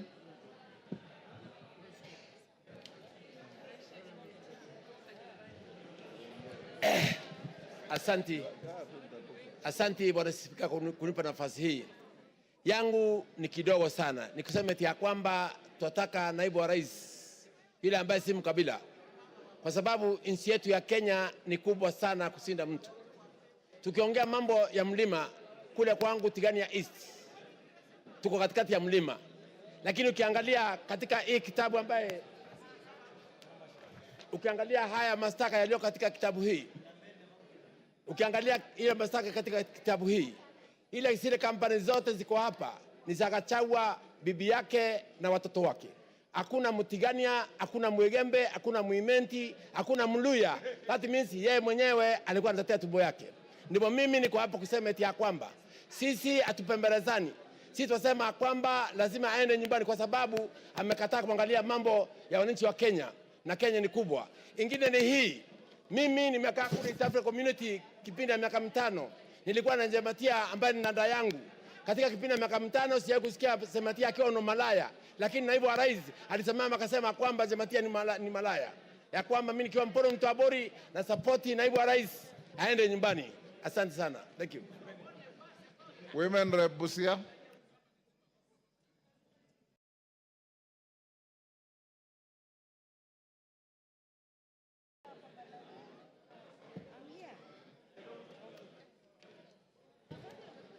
Thank you, Mr. Speaker. I support with a lot of strength this motion because many times I thought I was a tenant in Kenya. And I know I was born and raised in this nation. When a leader of a national figure discriminates openly, I left myself wondering if we can keep allowing to be divided every day, and yet as leaders, we must be a factor that unites all Kenyans. I want to ask the Deputy President, what message was he sending to Busians who voted for Honorable Maina in Marachi West, in Butulak sub-county? And what message was he sending to Busians who voted for Honorable Talam in Buhayo West, in Matayos, Busia County? We should be free from Mombasa to Turkana, any person of any race, any tribe, to stand and be elected without being pointed at as this one belonging to a particular region and that one not belonging to our region. Because Kenya is our country and we are here in this country to build it. If we don't join, because if you go as an individual, you are a drop in the ocean. But together as Kenyans, we are an ocean. So I want to ask again, what other thing a principal assistant is supposed to do? According to me, unless you have a shrunken hippocampus in your brain, then you go displaying what your master is doing instead of being the real assistant of even covering up. One day he says, I was sent all these things I was saying. I was sent all these things I'm saying. It's like he is wearing an oversized coat, oversized trouser, a tumbo cut vest, and oversized shoe. He does not understand his role as a principal assistant. We must unravel from the seams of our fabric in this country, because sometimes you can be wearing a dress or a trouser, but something keeps biting you. Unless you unravel or open up the seam to know what is biting you, you will continue losing blood and become anemic. So people of any nation are stronger than the people in power. All leaders in this nation must be responsible of the utterances they puke every day, because what will our future leaders be saying? I am, or who is our role model? Who is their role model? All of us must be responsible not to give hate speech anywhere we go. And I don't think there is a tribe in Kenya that is superior than others. Whether you come from Eastern in Garissa or you come from Siamahanga village where I live, you are equal. Article 27, Section 4 is clear about this, that we should not discriminate. When I hear a widow in Mount Kenya being tortured, being snatched property by the deputy president, whether she is Kikuyu and she's a widow, she is representing all the widows in Kenya. So Gachagua return the matrimonial property, the bank accounts, everything that you took from that widow in Nyeri. Because I was raised by a widow and I know what happens when such things happen. A widow should be given their rights, whether you have all the muscle in the nation. And thirdly, a leader who does not respect women, that one is not a leader. Calling calling women prostitutes. So when a woman is being a prostitute, who is the other prostitute? Then he must be the one. Because if you call me a prostitute, was I doing myself? There must be somebody in a trouser too. And we do not want to be discriminated. We have been dating, marriage, we marry Kikuyu, Luya, Teso, Kamba. That should continue happening than us growing up or children fearing to marry from Mount Kenya or fearing to marry from Nyanza. That is wrong. So Deputy President must go home. We really want him to just take a rest. Thank you, Mr. Speaker. Yes, Muya, what's your point of order? Speaker, I'm standing on standing order number 91 on matters of facts and substantiating what the member is speaking of. The issue of Malaya have been adversely mentioned in this House. Have you as the Speaker received anything to substantiate? Honorable Speaker, it is on record that the Deputy Speaker, the Deputy President has been cruising the whole country, campaigning for the same women, especially in Mount Kenya where he was assigned. So it is unfair that members can continue repeating, you cannot substantiate, and there is no evidence. We should have made your evidence. point. Honorable members, order, take your seat. Honorable members, I want, with your concurrence, to reduce the time of the speakers to 2 minutes. Is that agreed? Is that agreed? For the purpose of the record, I'll put the question that we reduce time for speakers from 5 minutes to 2 minutes. As many as of that opinion say aye. Will those of the contrary opinion say nay? The ayes have it. Didymus, 2 minutes. Mr. Speaker, I want to be very clear that I support this impeachment motion. I say so because Kenya, we have more than 42 tribes. And it was never our permission to decide which tribe you belong to, Honorable Speaker. And we want every part of our country to feel part and parcel or properly represented by our Deputy President. The continued dividing of our country in shares, Honorable Speaker, in terms of how many votes that a particular area voted for the government, Mr. Speaker, it is making parts of this country feel like they're not part of this country. I think, in a nutshell, Honorable Speaker, because of time, I want to summarize what I want to say by saying that Kenya as a country, the position of the Deputy President, it requires a patriot. It requires an individual whom, when he speaks, the country listens with optimism. It doesn't require an individual who, when he opens his mouth, part of this country begins to bleed. This country doesn't require a villager in the name of the Deputy President. It requires a patriot, a statesman. And this House, Mr. Speaker, we will go down in the history of this country because the war against tribalism, the war against segregating this country along shareholding lines, it's a war that we have come a long way, Honorable Speaker. It's a war that we vowed that we must win it in installments, and today we are paying the last installment. Rigathi Gachagua must go home, not by walking, but by running, Honorable Speaker. I support. Member for Wajir West.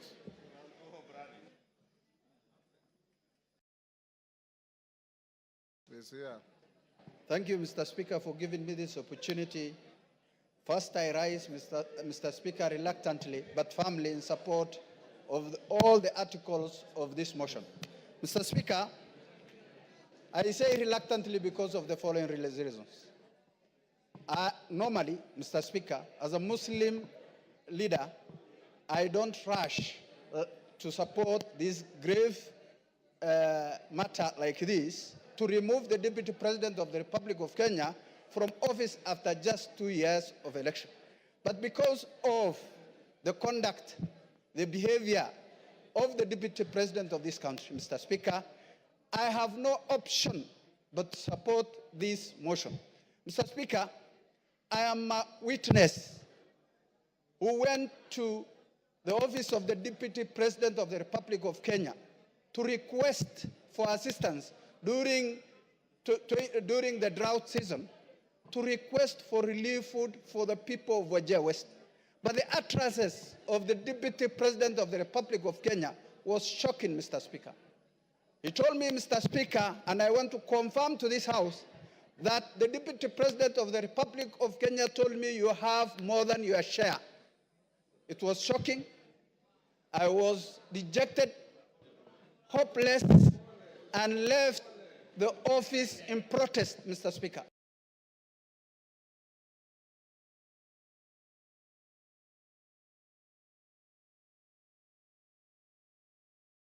Who disrespected and discriminated against the people I represent in this House.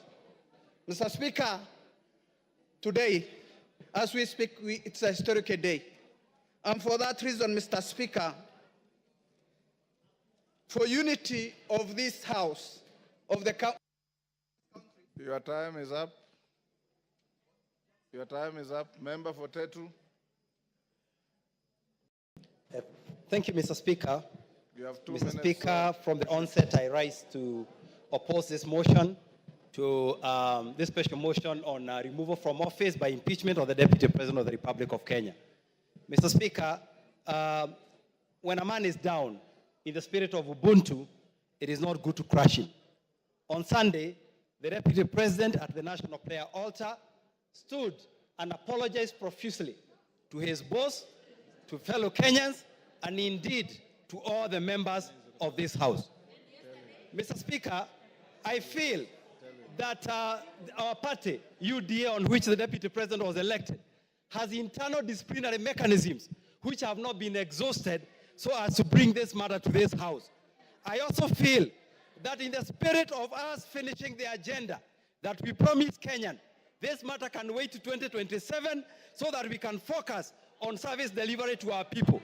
Mr. Speaker, I will personally request the members of this House to find it in their heart to forgive the Deputy President. And I will personally. Mr. Speaker, you have had honorable member telling this House that in UDA they had not exhausted their disciplinary mechanism. Why did he then decide to sign on the motion? Why did he sign? Mr. Speaker, thank you very much. The matter of... One day to finish up. I did not finish. Not exhausted. Go on, you have half a minute. Yeah, Mr. Speaker, the matter of my signing, you talked about it, and the matter is rested. Wanjara can come to your office for further explanation. Mr. Speaker, I personally would like to volunteer to lead other leaders in this country, elders, bishops, to ensure that we sit down with the Deputy President so that if there are any issues that he needs to correct, if there are any issues that he needs to align, he can align so that himself can continue serving the people of this country. He has some good in himself, and that good needs to be preserved so that he can finish his work. So, Mr. Speaker, I rise to oppose. Thank you. Umi.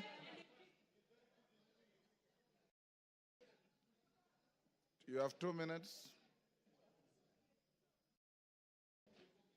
Thank you, Mr. Speaker.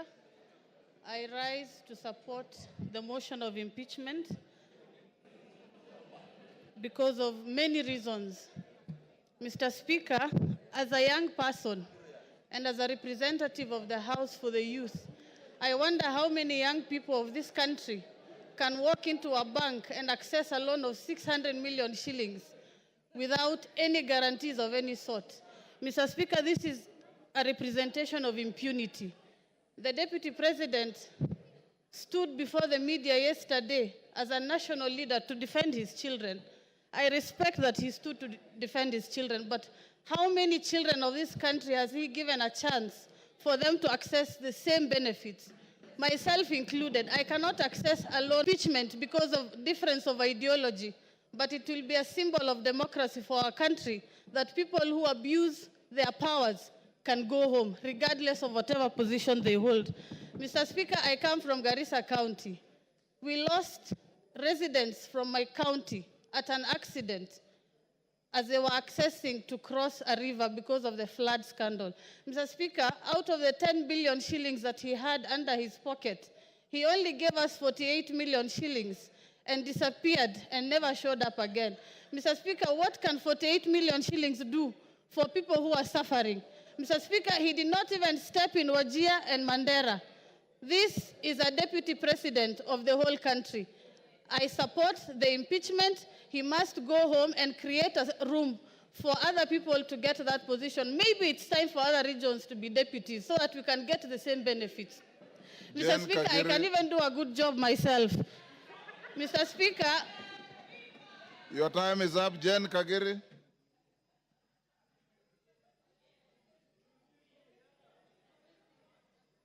If you read the Constitution, you'll know that you don't qualify to be a deputy president at your age.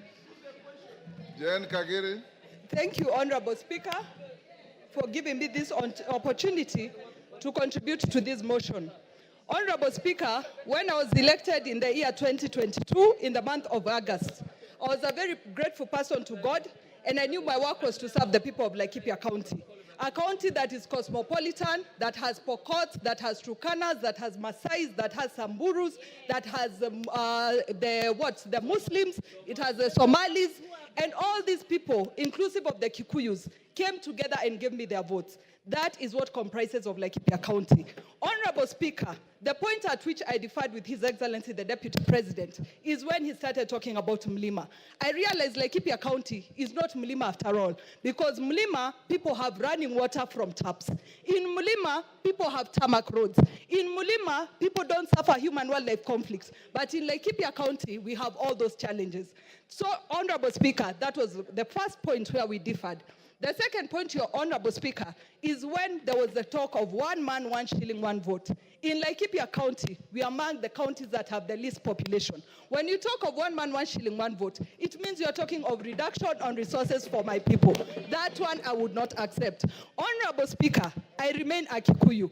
But sadly, since our difference in opinion with His Excellency the Deputy President, I have been the poster girl of his intimidation, of his insults, of his blackmail, of his coercion, telling me that I should not engage the national government, that I should not follow up for resources for my people.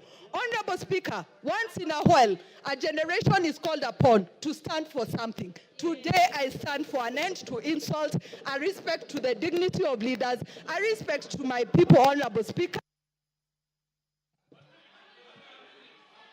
Give her a minute. Give her, okay, wind up. Honorable Speaker, in my conclusion, I must state, many people have called us traitors, have assumed money has been received for this action. But Honorable Speaker, I want to make it very clear. I need no money for the restoration of dignity in this house. I need no money for the restoration of respect to women in this house. I need no money for resources to reach my people of Laikipia County. Honorable Speaker, I submit and I support. Thank you. Oundo.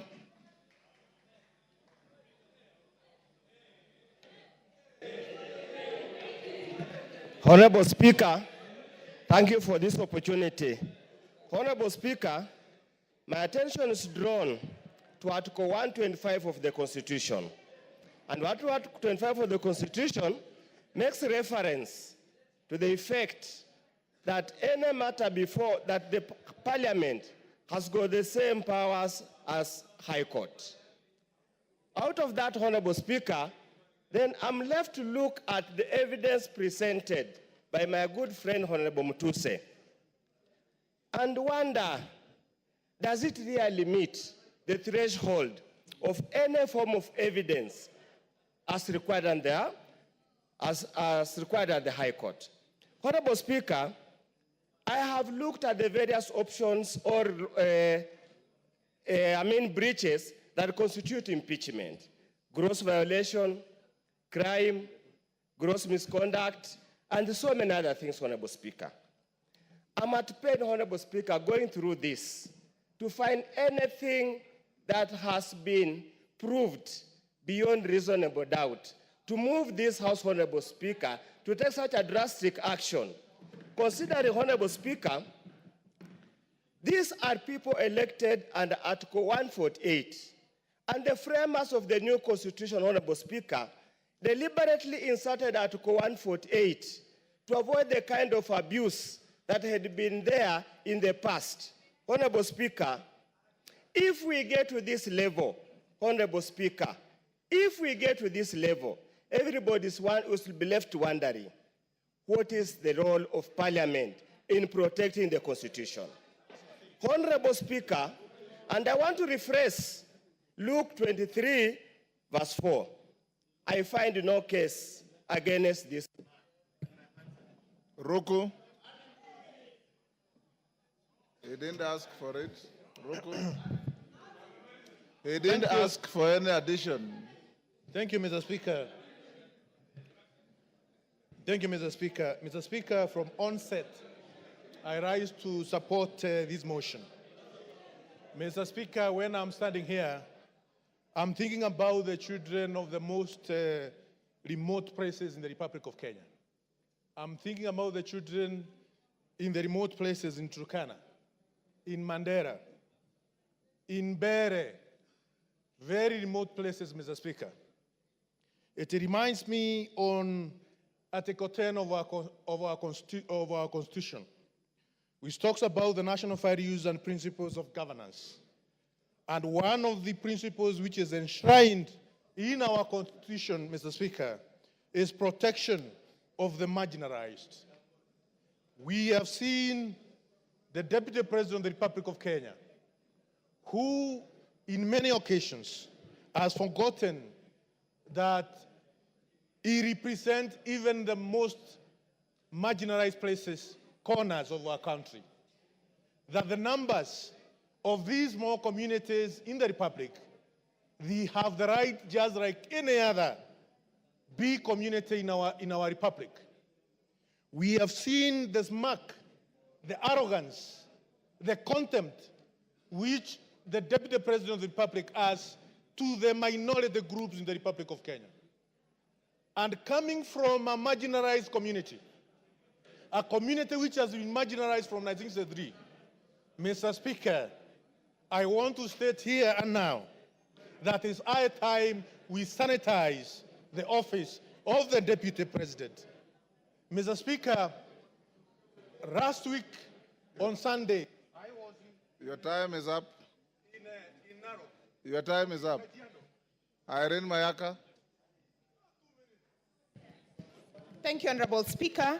Honorable Speaker, I also stand to support the motion by my good brother, the Honorable Mutuse, in impeaching the person of the Deputy President of Kenya. Honorable Speaker, under unwarranted discrimination, in contravention of Article 27, Part 3 and 4 of the Constitution, the Deputy President has in so many occasions expressed that he only considers people he considers shareholders. Honorable Speaker, on the two occasions that the Deputy President came to Gusiland, on the first occasion while addressing leaders, he told us that the reason why, as Kisses, we should not demand for more things from the government is because we always vote for Mutu wa kitendawili, to quote him.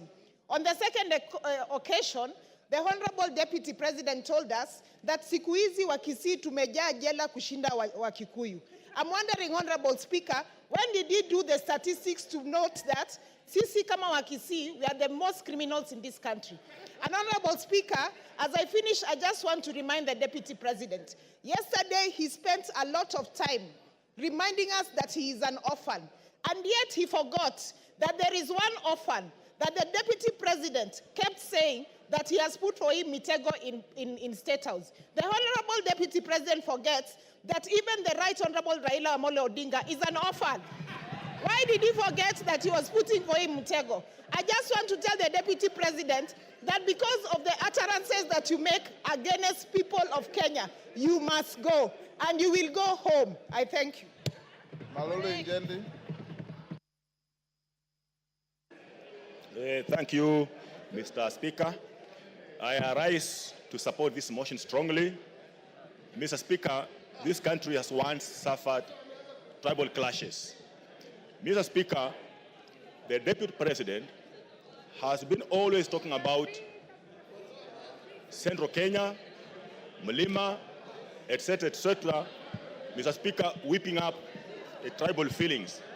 Mr. Speaker, if we allow the Deputy President to continue holding that particular position in the country, Mr. Speaker, what will happen in this country is that most of these other tribes will feel domination of this particular community, will feel intimidation by this community, and they will rise up, gang up against the community of Central Kenya, not because they are liking it, but because of his sentiments and because of what he speaks.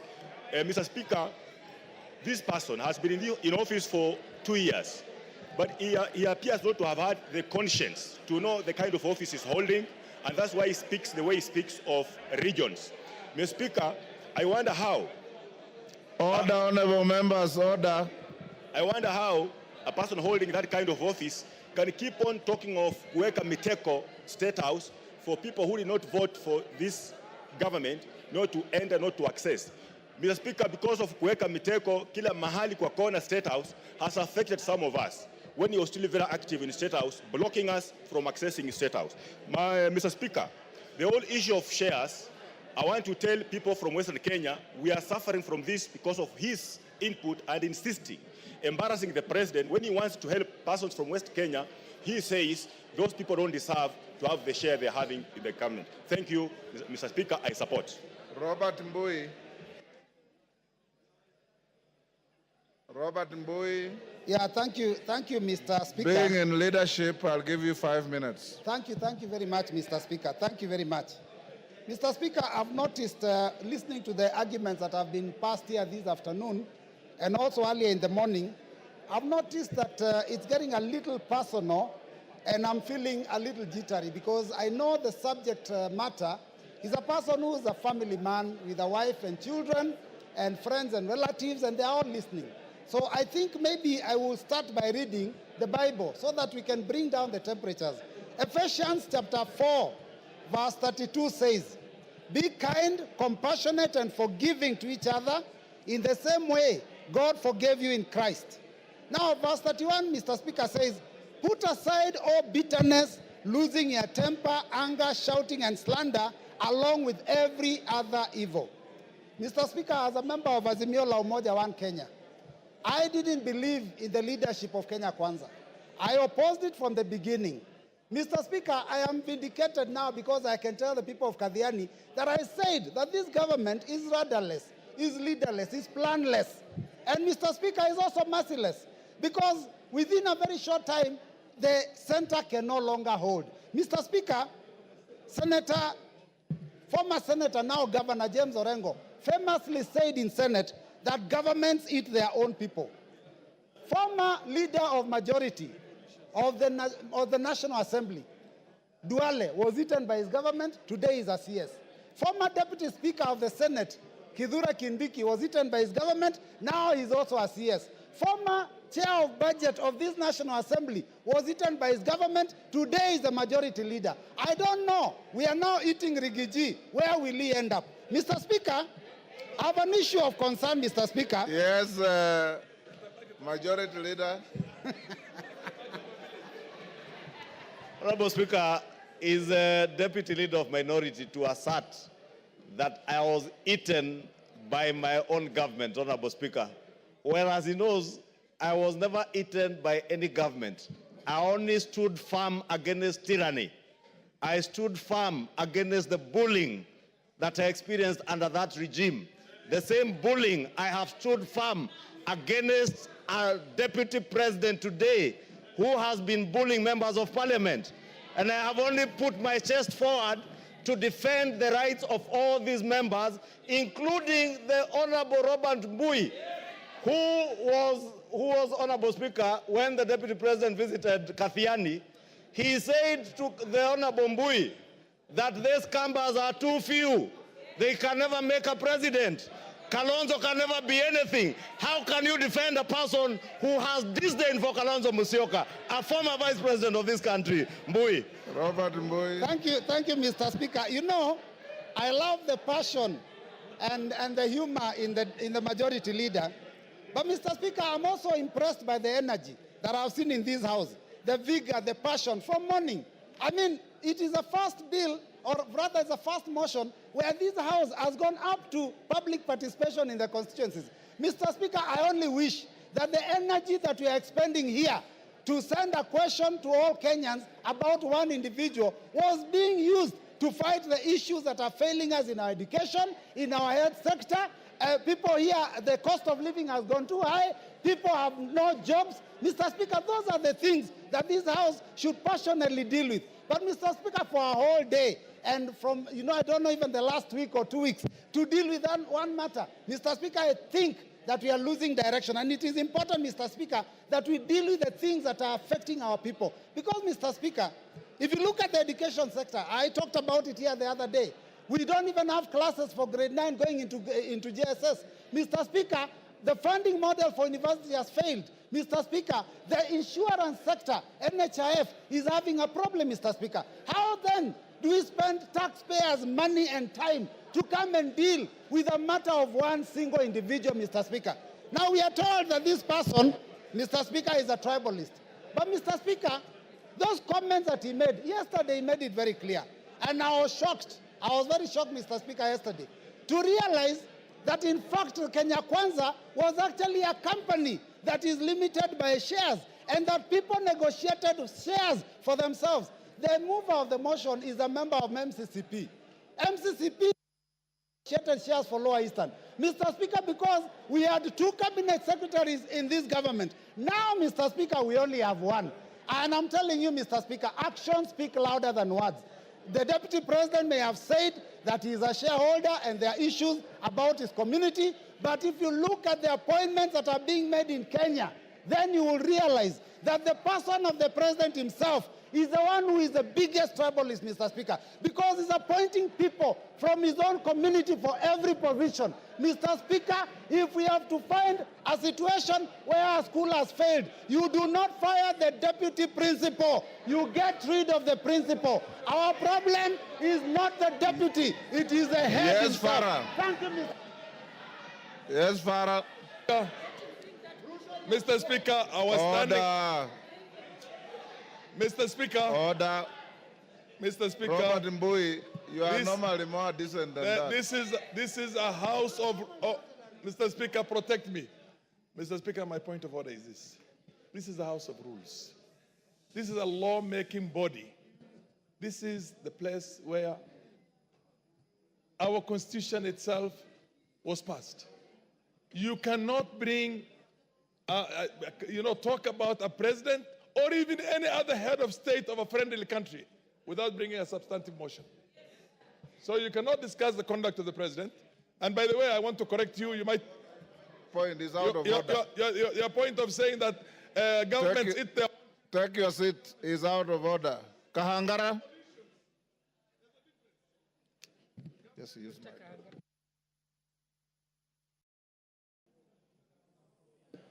Honorable Kahangara.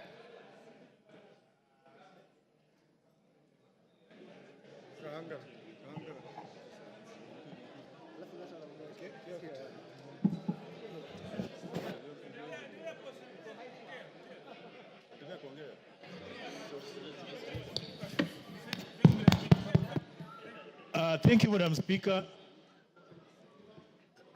Hold on a second, they're going to put for you the mic.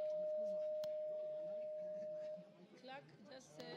Yes, I can see the mic. Take the one next to Mheshimiwa Fulamu. Take that one, yes.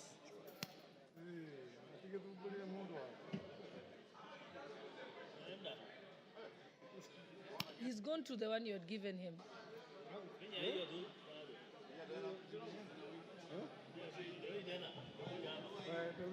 Okay, thank you very much, Madam Speaker, for giving me an opportunity to contribute to this motion. And I want to say that from the onset, I am in support of the motion, the special motion for the impeachment of the Deputy President of the Republic of Kenya. Madam Speaker, let me say that this country, Kenya, is a country that is is led by a constitution, by laws, and a country that is led by of democracy. In this country, Mr. Speaker, every 5 years, Kenyans go to elections to elect their leaders.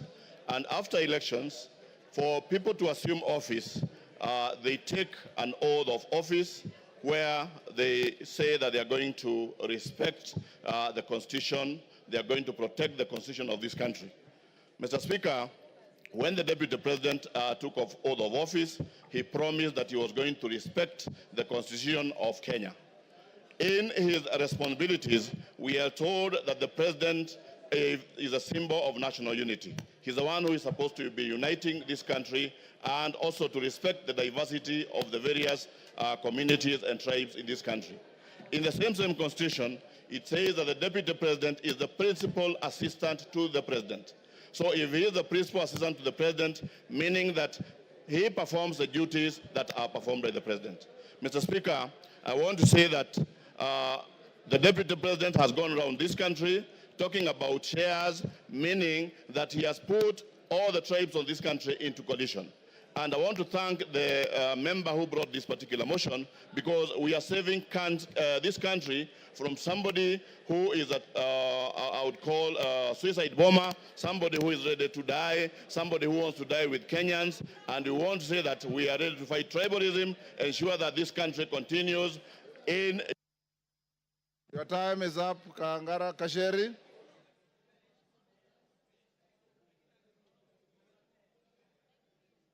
Give Honorable Njeri the mic.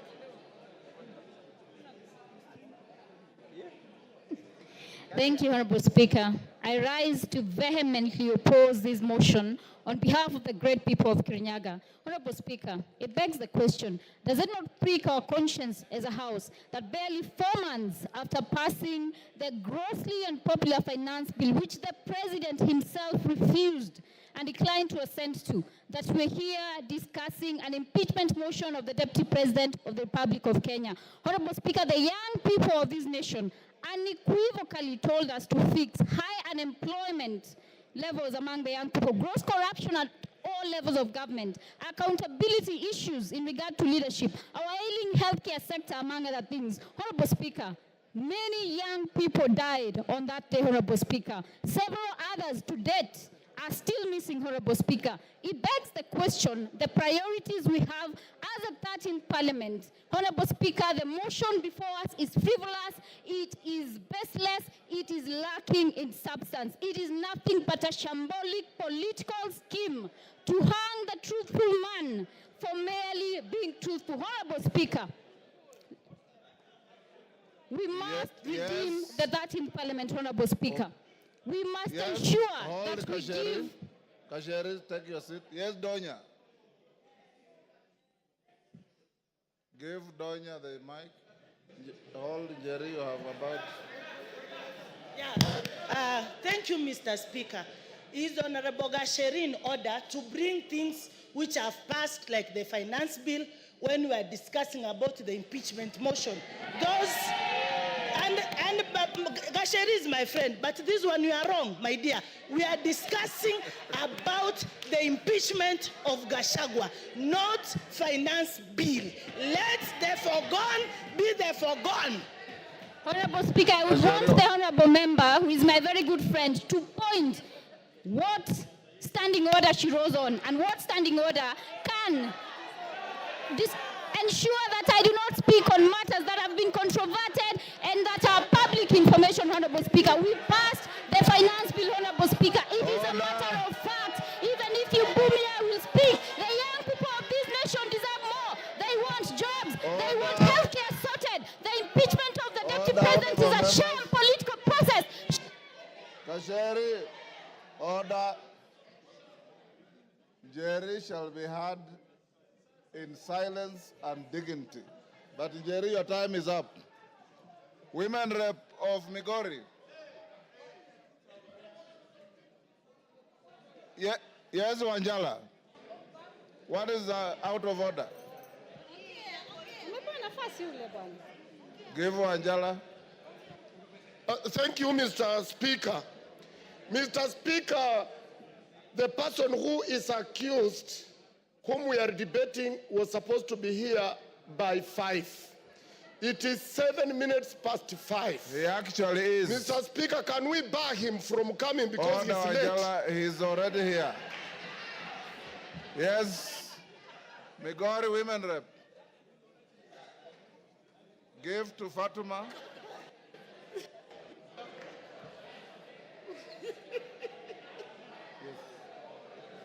I look for you to speak. You had gone out. Thank you, Honorable Speaker. Thank you, Honorable Speaker. Kindly protect me, Mr. Speaker. I can't be heard, Mr. Speaker. Order. Thank you, Mr. Speaker. Order.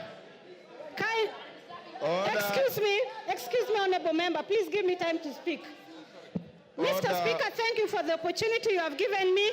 And as I stand here as a Muslim, I don't know when I'll die. In case I die before the impeachment time, I vote yes, Gachagua must go. Mr. Speaker, I will take you to the Bible, Proverbs 23:10, verse 11. And it says, please keep quiet. And it says, don't move an old stone that marks a border, and don't take fields that belong to the orphans. God, their defender, is strong. He will take their side against you. I want Gachagua to know, the former deputy president of Kenya should know that when you touch anything of the orphans, it is not Kenya Kwanza, it is not Azimio, but it is God Almighty that will put the fire on you. I will return to the Quran. The Holy Quran in Surah An-Nisa said, surely those who eat up property of the orphans unjustly, they only eat fire into their bellies, and soon they will enter a blazing fire. I am telling the former deputy president of Kenya that you have eaten fire into your belly, and the fire will surely burn you. Mr. Speaker, as I finish, Mr. Speaker, I have heard that the deputy president has 21 lawyers. How much does the deputy president earn to have 21 lawyers? And I understand each lawyer is paid 10 million. And I'm telling Kenyans, it is your taxpayers' money. Your time is up. Rueda. Honorable members, we are coming to an end. Order, honorable members. I've given the floor to member for Lamu East. Asante Bwana Spika.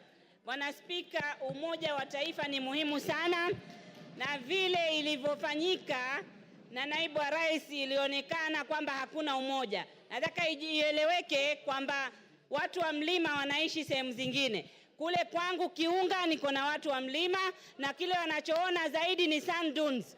Hawaoni mlima, wanaona bahari. Nataka niseme ile kuzungumzia kuhusu NIS ilikuwa ni grave mistake. Wamekosea sana. Afadhali angetaja Nurdin kama akona shida naye kuliko institution ya NIS. Ni kutufanya sisi tukae dhaifu katika maadui zetu. Kwa mfano Al-Shabaab wataona vipi sisi kama tuko weak. Ingine nasema, ukiwa unatukana mwanamke, na tena hii ikuwe kwa mtu yoyote, yule anatukana mwanamke ajue mwanamume yote anatukana mwanamke, mashimo yako 7 kwa kila mtu alioumbwa. Wanaume wanayo, wanawake wanayo. Kama ni malaya basi ni wote wanaweza kutumia kwa malaya. Hii jina ya malaya nimechoka kusikia. Ingine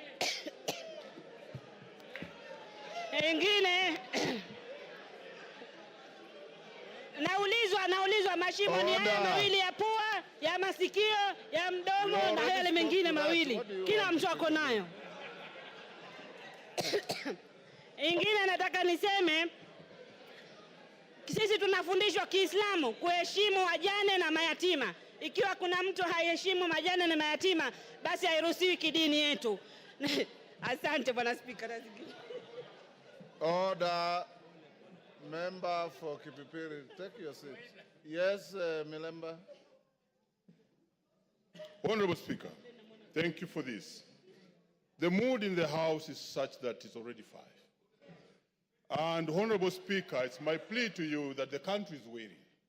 We move to the next stage so that we may hear the Deputy President speak. Remember, this is a motion which has timelines. Thank you, Honorable Speaker. Order, members. If you listen to the Speaker, when I called out member for Lamu East, I said she was going to be the last one on this. So she is indeed the last one on this. The interaction on the motion. Order. Order, members. The interaction of members on the motion has been very, very intense. Order, honorable members. Member for Machakos, keep your cool, mommy. Keep your cool. Yes, keep your cool. The members who have spoken are many. It is not possible for each and every one of us to speak on the same motion. For those who have spoken, I appreciate you for your tremendous industry for and against the motion. Now, His Excellency, the Deputy President, is in the chamber, and he's accompanied, I believe, by his legal team or assistants. We will now move to the next stage. You remember I had advised the House, Order Joyce Kamene.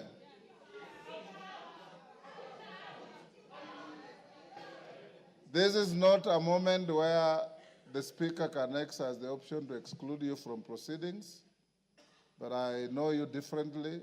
You are normally a very dignified person. I don't know what is the problem today.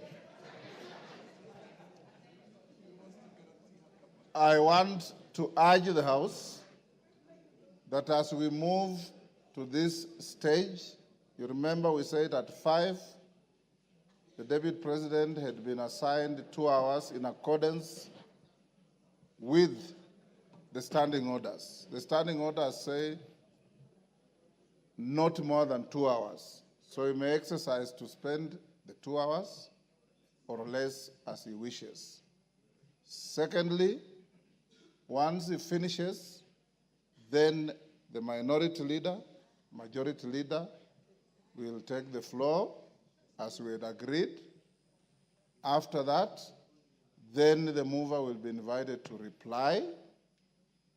And after that, you will go into a voting session. Your Excellency, once you finish, you have the option to remain in the House or to leave because you'll have spent your time as allocated by the House. I want to encourage you members to maintain your silence, to maintain your decorum, and to maintain the dignity of both the House and yourselves in listening to the subject to this motion, who is the Deputy President of the country. And I invite you, Your Excellency, you have a choice.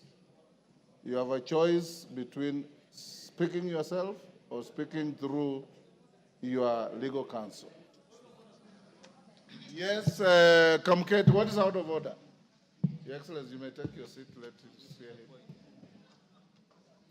Mr. Speaker, while I did not want to interrupt His Excellency the Deputy President, who is my brother-in-law, Mr. Speaker, yesterday the Deputy President on national television referred to this House in unpalatable terms. And Mr. Speaker, while it is his right to say whatever he wants to say, as a former member himself, Mr. Speaker, would I be in order, Mr. Speaker, that the Deputy President, as a precursor to his speech, apologizes to this House? Mr. Speaker, this House, Mr. Speaker, he used the words, he referred to this House as a theater of the absurd.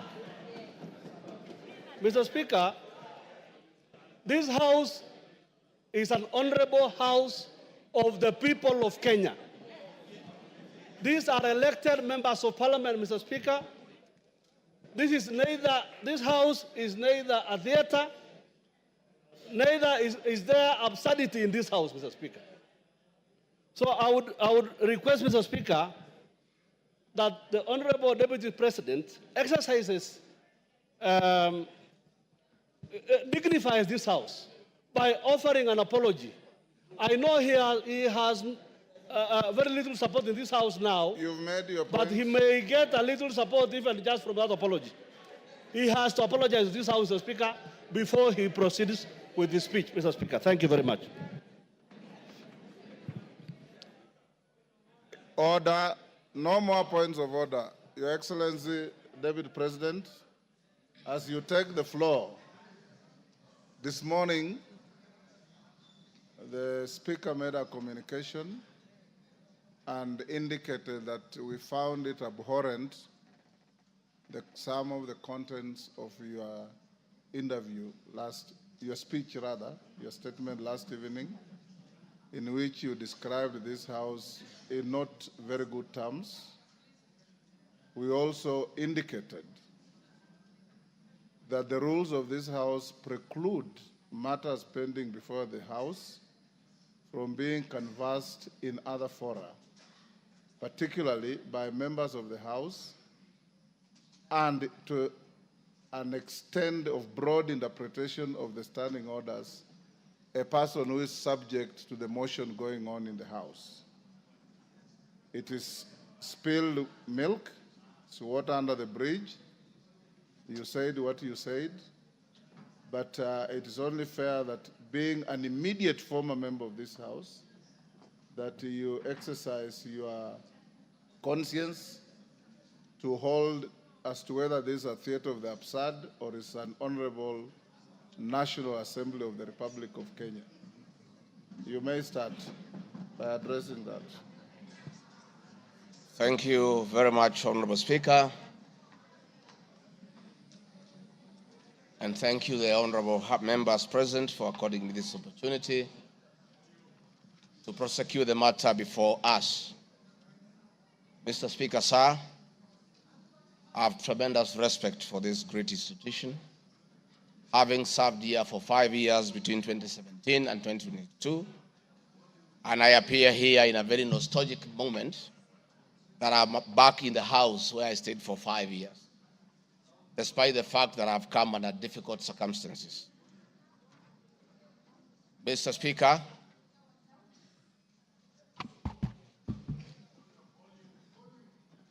maybe the sound people, is that okay now? Mr. Speaker, sir, and the honorable members, I want to thank you for giving me the opportunity. I hope, Your Excellency, you have been advised by your lawyers that you are here to respond to specific issues in the motion. I have my advice. And not to talk generally. I know. Yeah, so rules of relevance will still apply to you as they apply to all members. Mr. Speaker, the motion before this great House alleges that 2 years ago, since assuming office, I have acquired property and wealth whose estimated value of 5.2 billion shillings. A significant number of properties to which this sum of 5.2 billion is erroneously and maliciously attached belonged to my late brother, the late Honorable James Gachagua, and as demonstrated by his will, a copy of which is attached.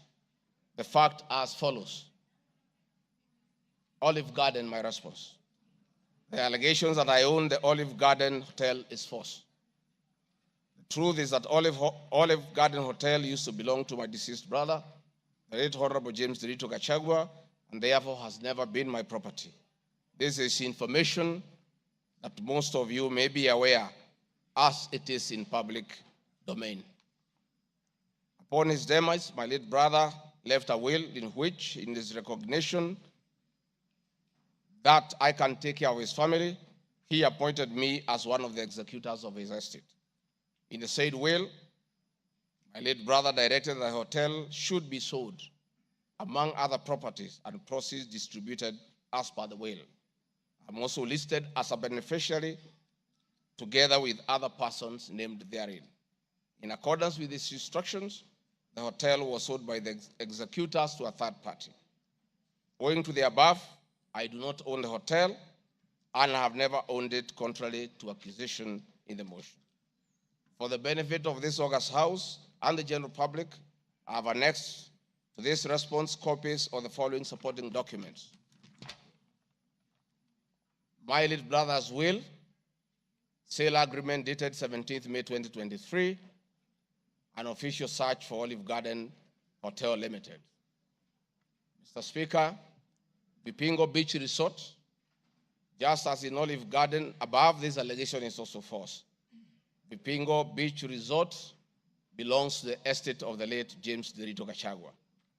For the benefit of this House and the general public, I have attached annexed to this response copy of the official search for Vipingo Beach Resort Limited, confirming that the hotel is still in the name of my little brother's estate. Queen's Gate Service Apartments. The allegation is also false, as the property belonged to my late brother. Queen's Gate Service Apartments, registered in the name of Vipingo Beach Resort Limited, was sold to Cooperative Bank of Kenya Limited, Staff Retirement Benefits Scheme, as evidenced by the agreement for this dated 4th May 2022, and a transfer dated 5th October 2022, marked Annex RG6. Land parcel Ruguru, Kiamariga 2023 in Madeira East constituency, which have originally constructed a helicopter landing facility.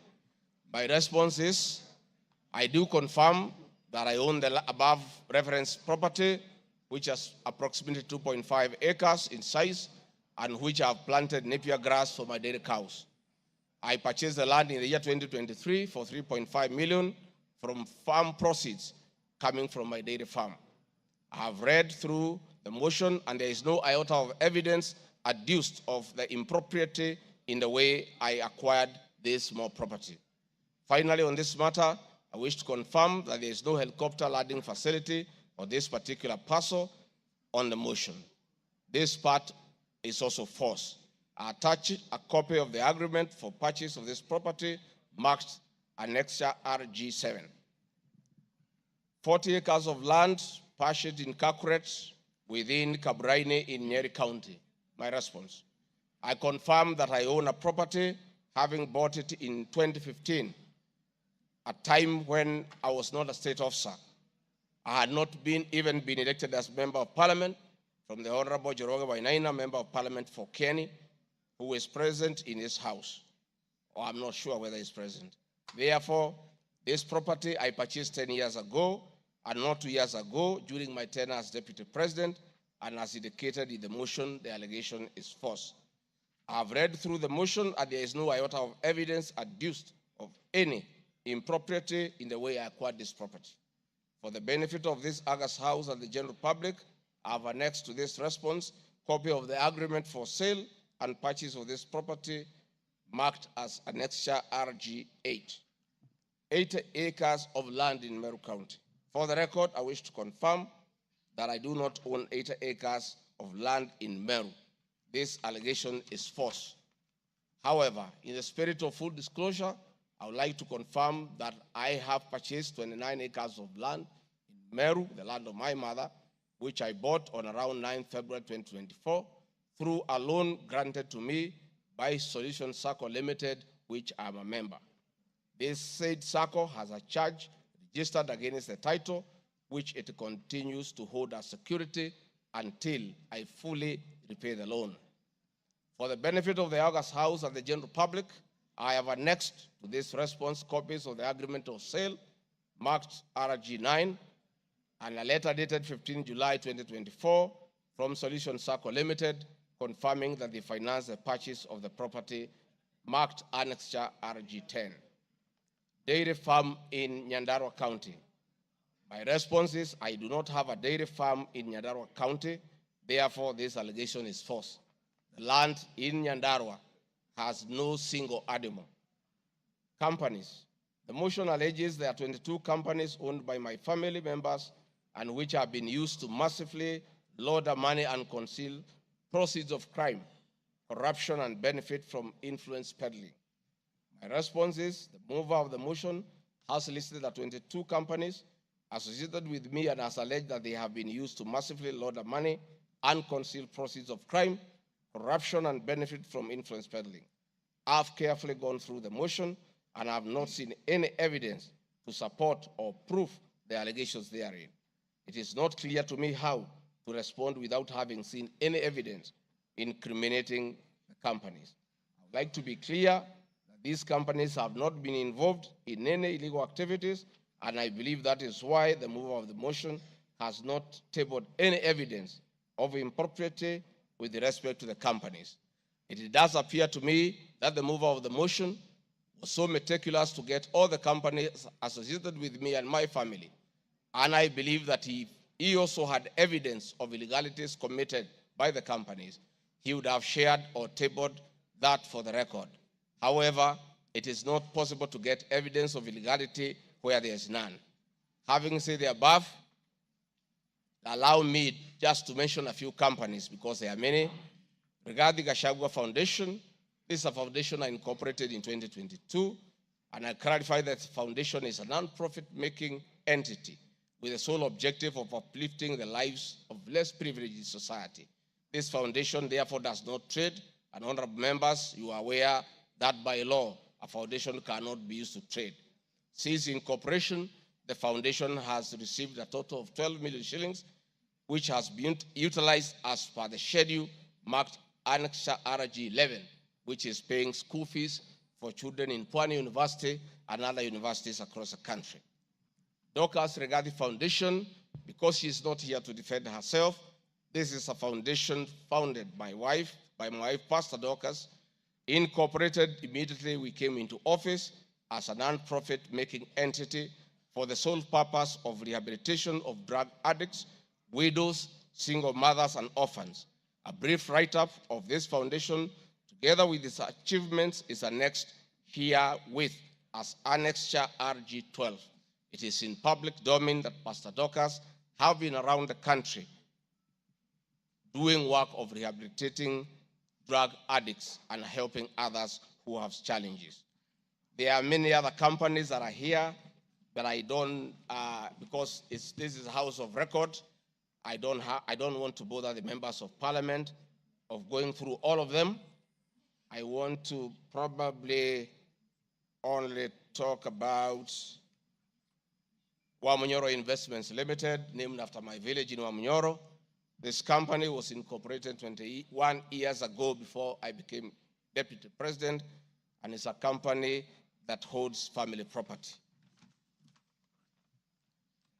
Mr. Speaker, sir, I've been accused of exerting influence on officials in the Ministry of Lands to issue an allotment letter to Wamunyoro Investments Limited and using the fraudulently acquired documents in support of a court case.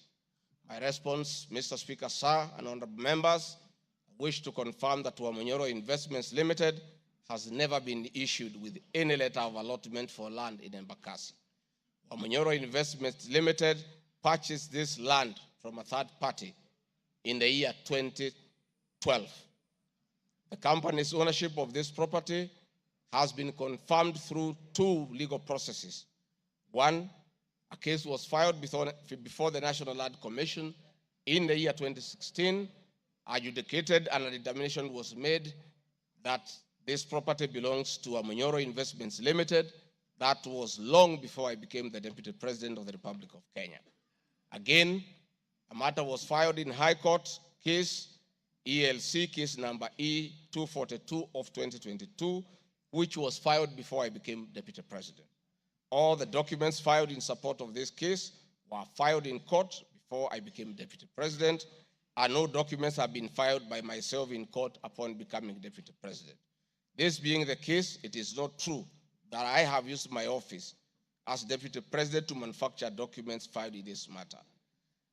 The High Court found that this land legally belongs to Wamunyoro Investment Limited and issued the appropriate direction. This matter has since been challenged in the Court of Appeal. I invite any honorable member who may want to be enjoined in this case to have the liberty to do so. Mr. Speaker, sir, I have been accused in the irregular procurement of mosquito nets at a cost of 3.7 billion. In response to paragraph 45 of ground 7 at page 23 and 42, paragraph 78 and ground 11 and page 36, 37 or 42 of the impeachment motion, I wish to respond as follows. It is not true, as claimed in paragraph 3 of the witness affidavit of Andrew Mulwa, that I was involved in the KEMSA 3.7 billion irregular procurement of malaria nets, either directly or through proxy. Further, Shobika Impex Limited was not awarded the subject tender as the acting director of procurement, Dr. Justice Kinoti, by letter 5th May 2023, formally notified Shobika Impex Limited that its bid was unsuccessful because its tender security was not paginated and the tender was hence non-responsive. That is clear at paragraph 4 of the witness affidavit of Andrew Mulwa. He contradicts himself by claiming that on 11 July 2023, I pressured him to surrender the original bid board, yet by the letter dated 5th May 2023, KEMSA had requested for collection of the original bid. Thus, there was no cause to pressure to be exerted on Mr. Mulwa for any other purpose. I am aware of a foreign company known as Shobika Impex Private Limited, domiciled in India, and which appointed Crystal Kenya Limited as its local agent in the year 2014, that is 8 years before Rigathi Gachagua became the deputy president.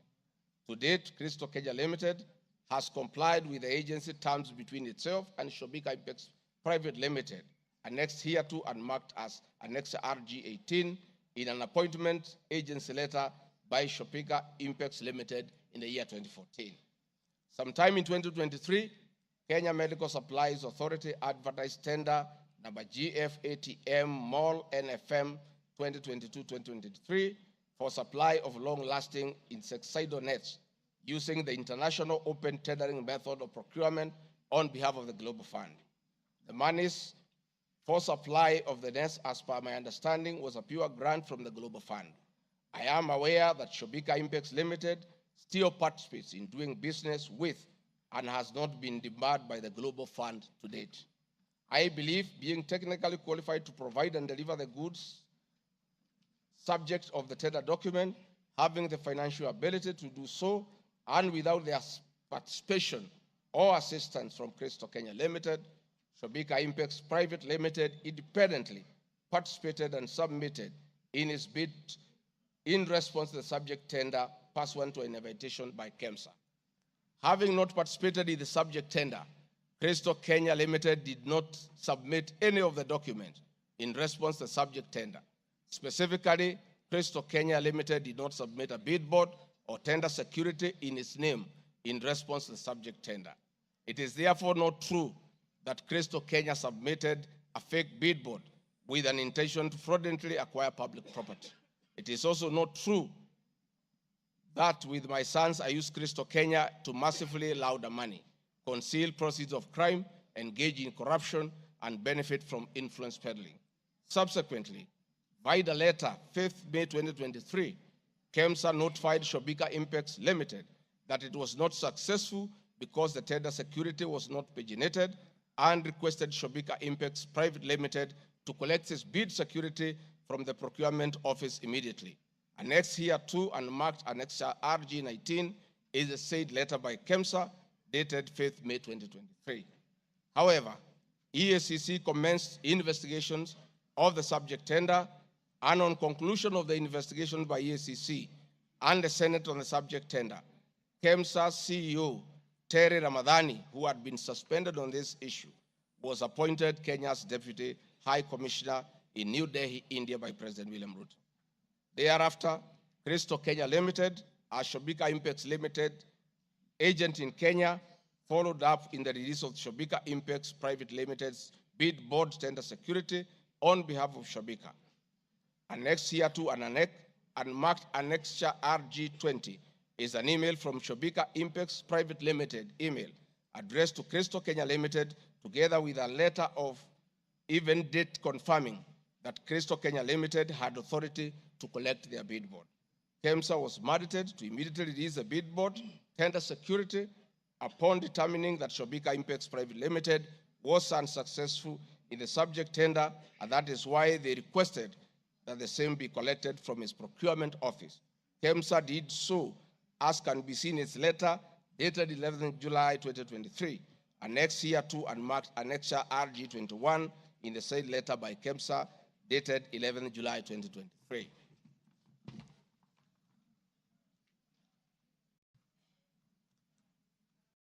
Mr. Speaker, noting that Shobika Impex Private Limited was not successful, it did not supply any goods and it did not receive any public funds in payment thereof with respect to the subject tender. Accordingly, I have not committed any crime under Section 45(1), 46, 47(a)(3), and 48(1) of the Anti-Corruption and Economic Crimes Act, and Section 2, 3, 4, and 5 of the Proceeds of Crime and Money Laundering Act. Further, I have not breached Section 34 of the Leadership and Integrity Act, for I did not bully any state or public officer with respect to the subject tender, and specifically, no evidence has been tendered to support the allegation at paragraph 78C of ground 11 at page 37 or 42 of the motion, which alleges that I summoned procurement officers in ministries and institutions, instructing them to direct procurement of goods and services in a specific manner.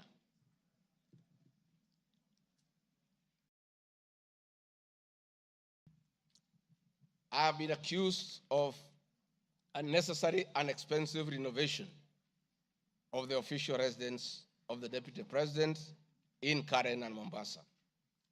Mr. Speaker, firstly, I would like to state that funds for the renovation of the official residence were approved and allocated by this Honorable House based on the fact that the premises had been neglected for a very long time when Dr. William Ruto was Deputy President. It cannot be fair that this House would proceed to impeach me because of an action that these honorable members have approved by way of appropriating monies for the renovations. Mr. Speaker, the contract for the refurbishment of the official residence of the Deputy President, dated 22nd December 2022, was signed by Honorable Katole Metito, the Controller of State House, Office of the President, and Agrobic Investment Limited that was awarded the tender, because the Controller of State House at that time was the accounting officer in charge of the Office of the Deputy President. The report of the Auditor General, Mrs. Nancy Gadongo, dated 24th January 2024, on the Executive Office of the President for the year ended 30th June 2023, gave the opinion confirming that due compliance with the Public Finance Management Act 2012, the report is annexed herewith and marks as Annex RG 23.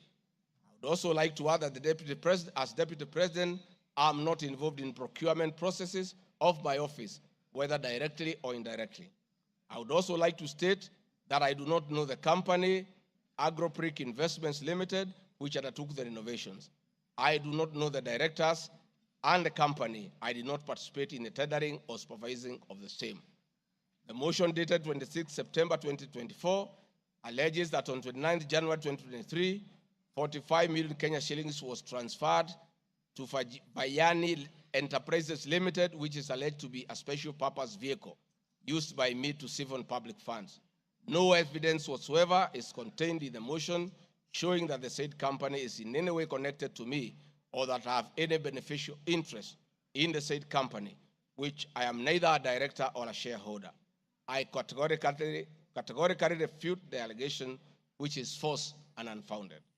Mr. Speaker, I would also like to confirm that I'm not a director or a shareholder, directly or indirectly, of the company called Agrobrick Investments Limited, and I do not know its shareholders or its directors. Mr. Speaker, there is an allegation of dubiously acquiring substantial portion of the sum of 100 million paid to Lusona Events Limited. My response, Mr. Speaker, is just like in the above other matter. I have read the motion, and I would like to state that there is no evidence that this company is linked to me. I wish to categorically state that I have no beneficial interest in the said company, and neither am I affiliated in any way to the directors and shareholders of the said company. I would also like to state that I'm not a director or a shareholder of the company and do not know its shareholders or its directors. I do not sit in a tendering committee. I am not the accounting officer of the Office of the Deputy President. I have also not had any complaints against the manner in which the company undertook the work. I am unable to confirm the allegations on funds withdrawn from the account of the company since I am not a signatory to its account. I am not associated with the company in any way whatsoever. Mr. Speaker, the motion dated 26 September 2024 claims that I am reasonably suspected to be the principal beneficiary of the dubious transactions. However, Mr. Speaker, no evidence has been adduced or annexed to the motion to give credit to the allegations or suspicion. I categorically refute acquiring or benefiting from any funds paid to Lusona Events Limited, and therefore the allegation is false and unfounded. Mr. Speaker, I have been accused of siphoning money through St. Nicholas Rehabilitation and Industrial Training Institute Limited. My response, Mr. Speaker, is that the motion dated 26 September 2024 makes the claim that a payment of 21 million was made to a company called St. Nicholas Rehabilitation Center and Psychiatric Hospital. Then subsequently payment was made to Umalari Motors Limited. The motion claims that it is suspected that the entire transaction was used by me to siphon public funds and the payments typify money laundering transaction. I am not a director or a shareholder of this company, and I've never received any payments from this company. Similarly, I'm not affiliated or related to the shareholders and directors of the two companies. No evidence has been annexed to the motion showing that I was a beneficiary of the funds paid as alleged. I wish to point out that I'm not the accounting officer in the Office of the Deputy President, and I'm not aware that the payments made to this company by the office. The allegation is therefore false and unfounded. Mr. Speaker, there is an accusation of alleged sensational but false accusations against the Honorable Lady Justice Esther Minor. My response, Mr. Speaker, it is alleged in the special notice motion on ground 4 on page 14 at a gross violation of the Constitution that I publicly attacked the Honorable Lady Justice Esther Minor and forcefully threatened to bring action against her. First, Article 160, Subarticle 5 of the Constitution provides that the judge cannot be found liable in a court of law for actions taken in good faith in lawful performance of their work. This provision is not a bar on freedom of expression guaranteed at Article 33 of the Constitution, nor a bar of the right to seek redress for legal wrongs simply because a wrong is committed by a judge. The exit multiple legal fora in which to take action against a judge for any actions that are not lawful. My statements were protected speech consequent to a decision by the learned judge in a matter involving my personal assets, which I disagreed with and found to be wholly unfair. The matter having been concluded at that stage, my criticism of the decision was not sub judice, nor in any manner prohibited by law. While I respected the ruling of the learned judge, I was in absolute disagreement with it. Contrary to the assertions in the special motion, I did not falsely threaten to bring action against the learned judge. I took actual legal action available to every citizen of Kenya under Article 160B, subsection 2 of the Constitution, which allows any person to petition the Judicial Service Commission for removal of any judge and filed a legal complaint before the Judicial Service Commission, JSC, in March 2024. The complaint being live before JSC, discussion of the conduct of the learned judge in the said manner here would be sub judice. A copy of the complaint is annexed herewith and marked Annexure RG24.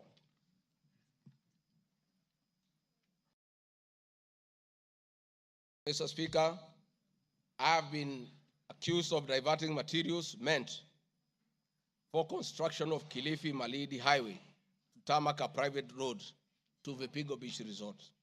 My response, Mr. Speaker, I reiterate that Vipingo Beach Resort is registered in the name of the estate of my late brother, Honorable James Gachagua. Number two, the facts are as follows. King Charles III visited Kenya between 30th October 2023 and 30th November 2024.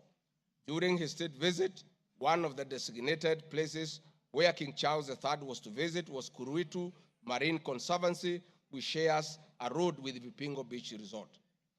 I have annexed a copy of the program for the state visit to Kenya by King Charles III, marked as Annex RG 25, which at page 13 on items 63 and 64 shows his departure and arrival at Kuruitu Marine Conservancy. There are several media reports confirming the visit by King Charles III to Kuruitu Marine Conservancy. I have annexed extracts of the media reports by the Star newspaper dated 7 November and by African News marked as Annexure RG 26. My understanding is that the road to Kuruitu Marine Conservancy was upgraded in respect of this visit, which also to benefit the local community, including amenities like Sheriani Secondary School, Sheriani Primary School, a mosque, and a public market as part of the corporate social responsibility.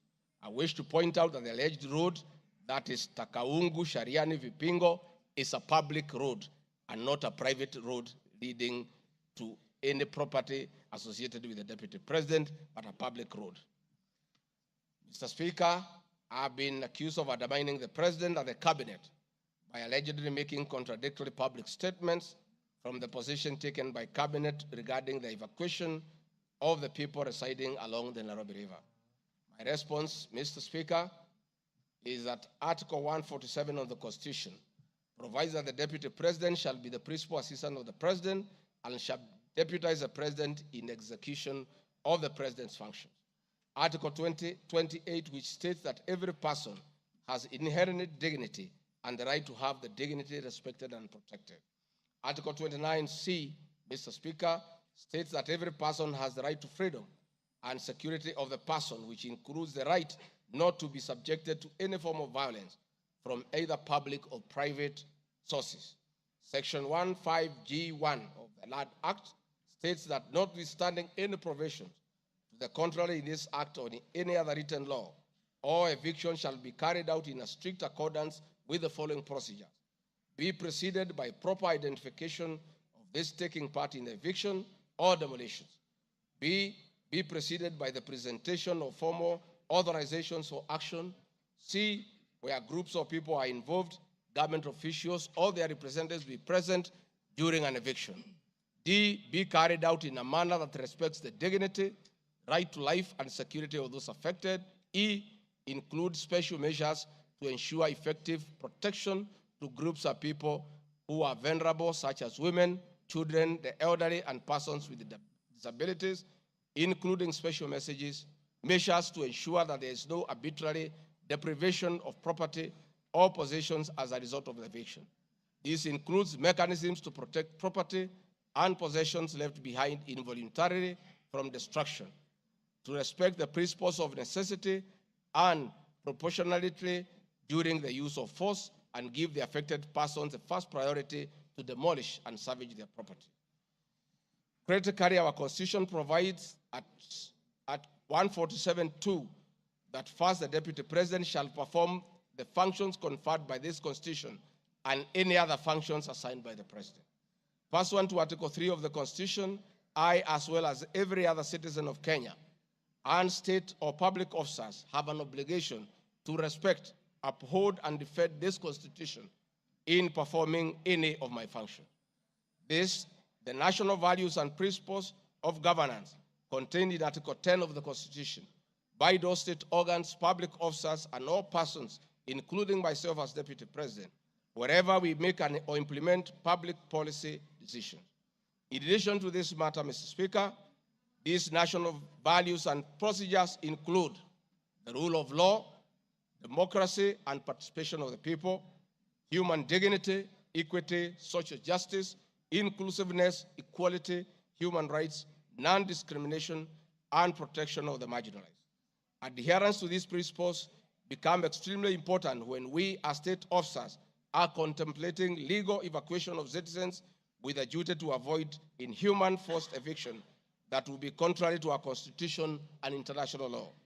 While campaigning with President William Ruto, and subsequently when I was sworn in as Deputy President, the President and I promised, as a key pillar of the Kenya Kwanza government, that there will be no forced or unlawful evictions, and that all evictions will be human and entail legal compensation.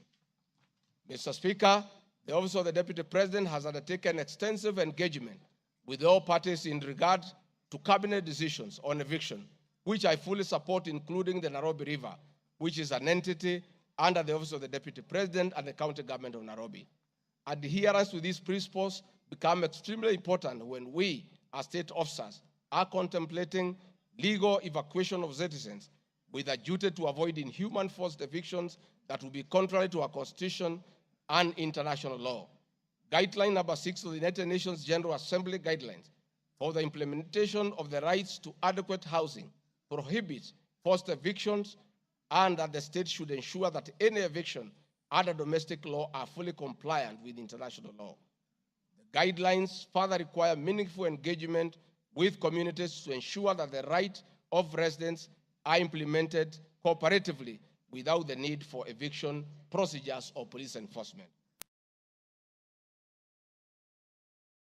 Of government directives on the eviction, save for the fact that on being informed that the persons residing along Nairobi River would be evicted and paid 10,000 shillings only, which I and many other Kenyans felt was inadequate compensation for eviction. I insisted that the government should abide by the constitutional dictates and international norms while implementing any cabinet decisions, including eviction, and maintain the dignity of the citizens of Kenyans facing eviction. My statements did not and cannot be construed to undermine the president by insisting that people should not be evicted inhumanly and without adequate compensation. Mr. Speaker, I've been accused of undermining devolution by allegedly holding a meeting in Nairobi Wakulima Market. The motion alleges that on 28 September 2024, I unlawfully interfered with the running of the Nairobi City County government by holding a public rally where I allegedly incited citizens against lawful directives of the county government on planning and allocation of markets. My response, Mr. Speaker, is that the motion alleges that on 20 September 2024, I unlawfully interfered with the running of the Nairobi City County government by allegedly inciting citizens against lawful directives. Article 6(2) of the Constitution provides that the government at national and county levels are distinct and interdependent and shall conduct their mutual relations on the basis of consultation and cooperation. This being the case, it cannot be said that there is a violation of the Constitution when someone from the national government makes a comment on matters relating to county governments.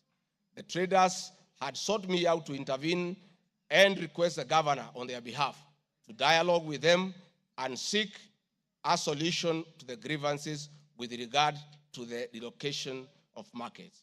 I request that a video, annexed RG video 3, be played for the benefit of members to say what I said.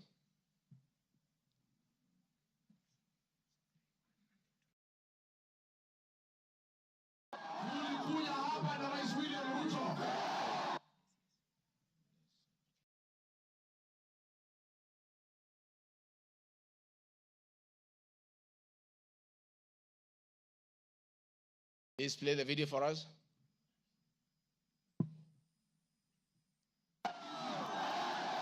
Tulikuja hapa na Rais William Ruto, mkatupatia kura, na rais na mimi tukaahidi nyinyi ya kwamba tukipata serikali hakuna siku mtahangaika. Na kwa hivyo mimi nasikitika sana nikisikia serikali ya kaunti inanyanyasa nyinyi.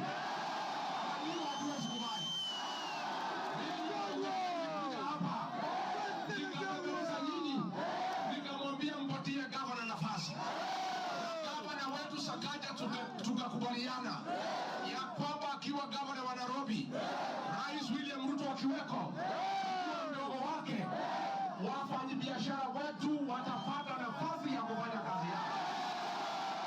Na mimi nataka kuomba kwa heshima,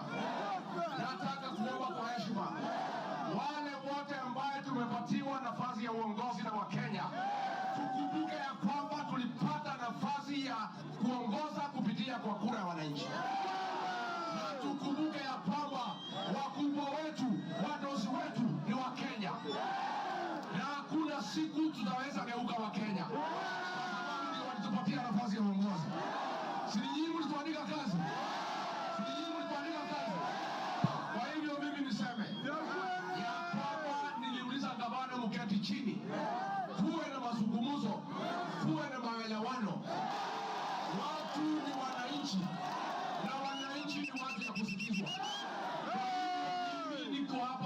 kuhakikishia ya kwamba nimemuuliza gavana kwa heshima, na mimi sina kiburi.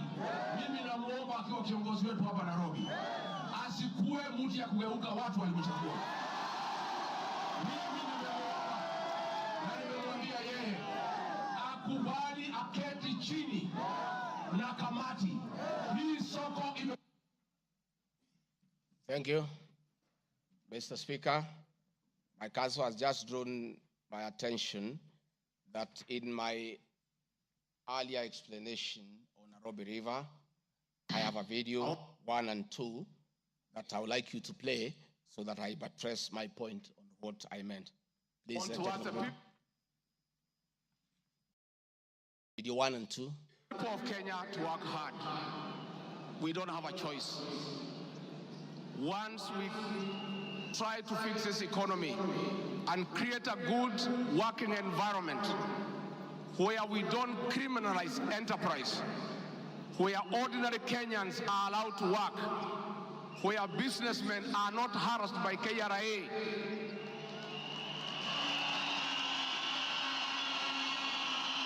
where goods belonging to the people of Kenya will never again be touched by overzealous public servants.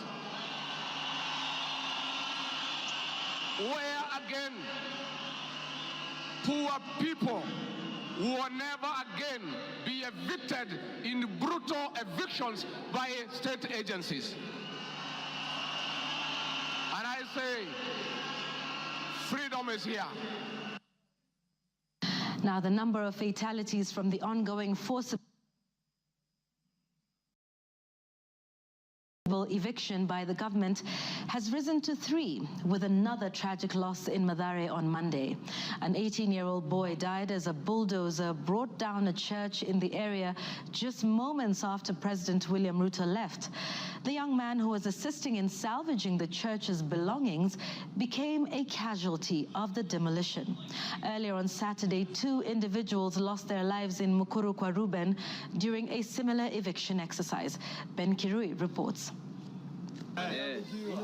Monday evening, the ongoing forcible evictions in flood-prone areas tragically ended yet another life. The 18-year-old Ian Otieno lost his life in Mathare moments after President William Ruto left the area where he had been assessing the effects of floods.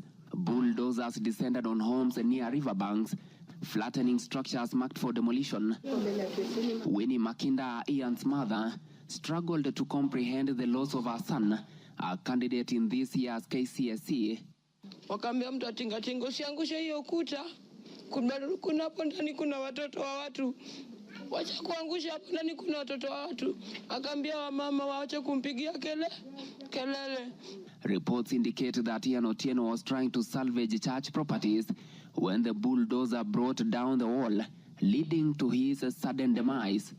Driver wa tingatinga vile tu alianza kubomoa hata mara ya kwanza huko mbele, alikuwa tu anakani kama hata watu wakimwambia ngojea watu watoe vitu hataki kusikia. Nilichimba hivi, mtoto wangu alikuwa anataka kutoroka, sawa? Unasikia alishika mtoto wangu na hiyo kitu hapa, mtoto wangu akienda hivi, mtoto wangu ana hivi. His death led to demonstrations by residents, prompting police intervention. The law enforcers lobbed tear gas canisters to disperse rioting residents. Watu wakachukua mwili tena tuonyeshe maskari yenyewe wametulia mtoto.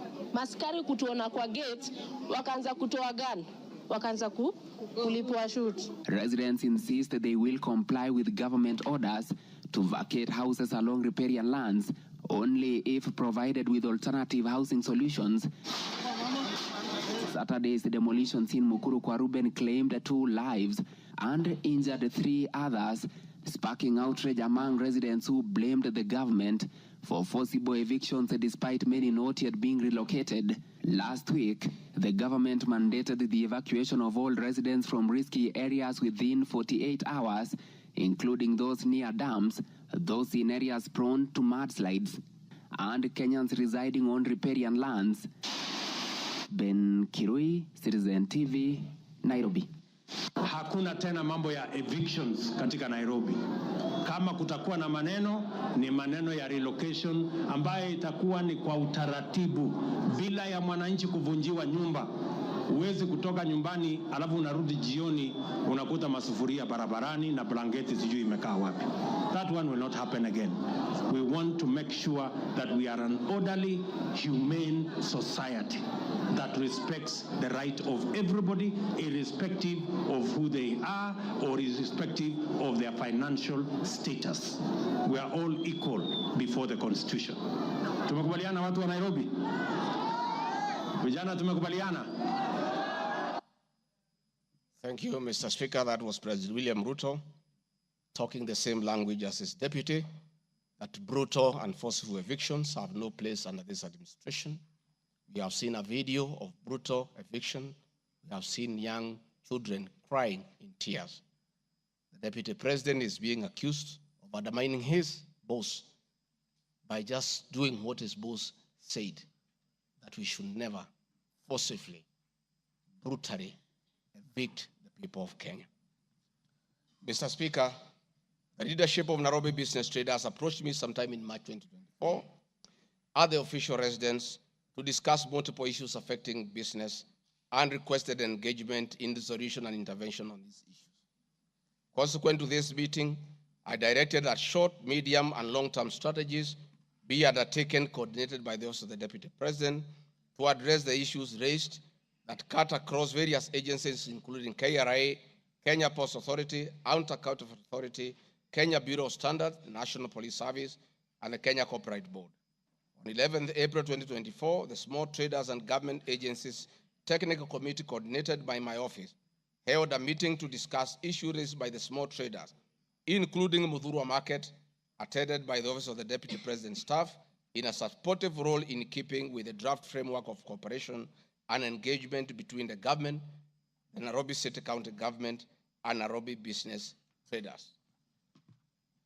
Subsequent this, Mr. Speaker, is clear that my office have been having meetings with the governor of Nairobi on various matters affecting the people of Nairobi, and hence the deputy president cannot be accused of undermining devolution. Mr. Speaker, I've been accused of undermining devolution by allegedly holding meetings to fight alcohol. I'm sorry, Mr. Speaker, if the House took it that I say the House is a theater of the absurd. I was talking about this specific charge of undermining devolution by holding meetings to fight alcohol to be discussed in this House. That, to me, is what I thought that moment. If it's 5 minutes or 10 minutes, that would be the theater of the absurd. I did not attribute in any way by trying to demean this House that I sat for 5 years, by calling it the theater of the absurd. But this particular charge, Mr. Speaker, drug and alcohol problem in Kenya has been on the increase, and many of our youth have become addicted to alcohol and their lives destroyed because it causes them to drop out of school and start engaging in petty crime to look for money to buy alcohol. I'm a strong advocate for youth rehabilitation from alcohol and substance abuse, which I continue to encourage and support in order to save our future. With regard to alcohol control and regulation, I wish to state that I have held several meetings with the governors in Meru, Chuka, in Mombasa, in Nakuru, in Nyeri, and the efforts that President William Ruto asked me to lead in eradication of illicit brew has been very successful, and we have been working with the governors and county assemblies who have been developing legislation on the control of licensing of alcoholic drinks. If there is one program that has had the best working relationship between county governments and the national government, it is this particular program.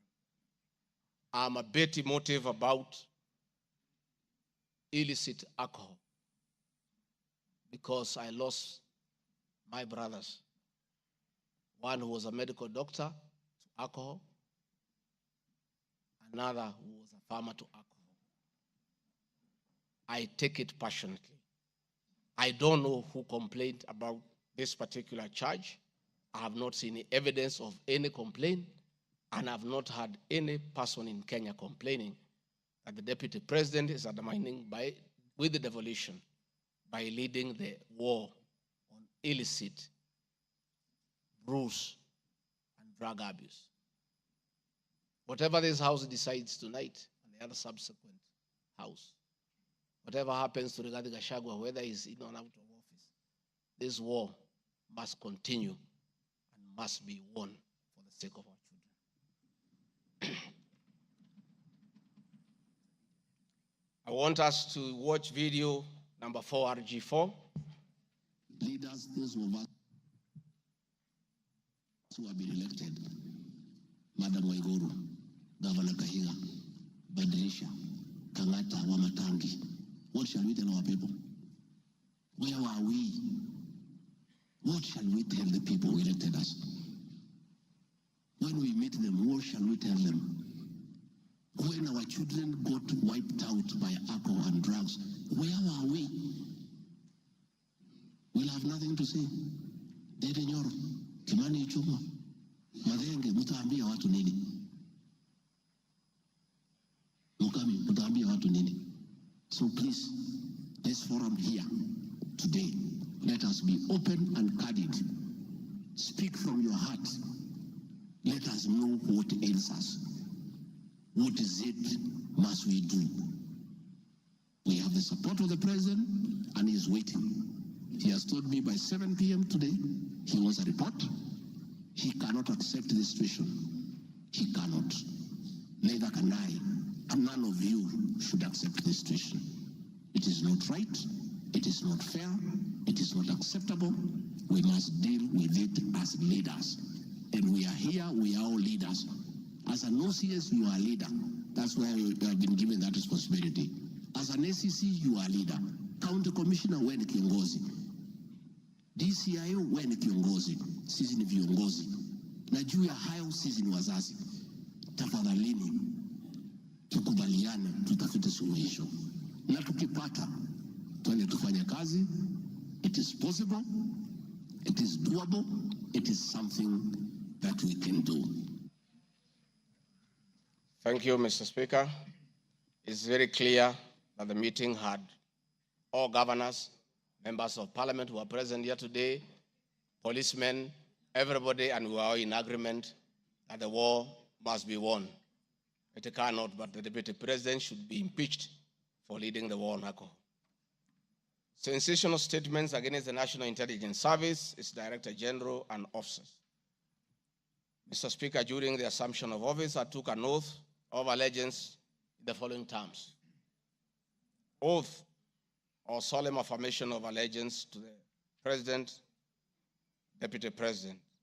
In full realization of the high calling, I assume as Deputy President of the Republic of Kenya, I do swear solemnly affirm that I will be faithful and bear true allegiance to the Republic of Kenya, that I will obey, preserve, protect, and defend this Constitution of Kenya, as by law established, and no other laws of the Republic, that I will protect and uphold the sovereignty, integrity, and the dignity of the Kenyan people. So help me God. That is the oath that I took in Kasarani.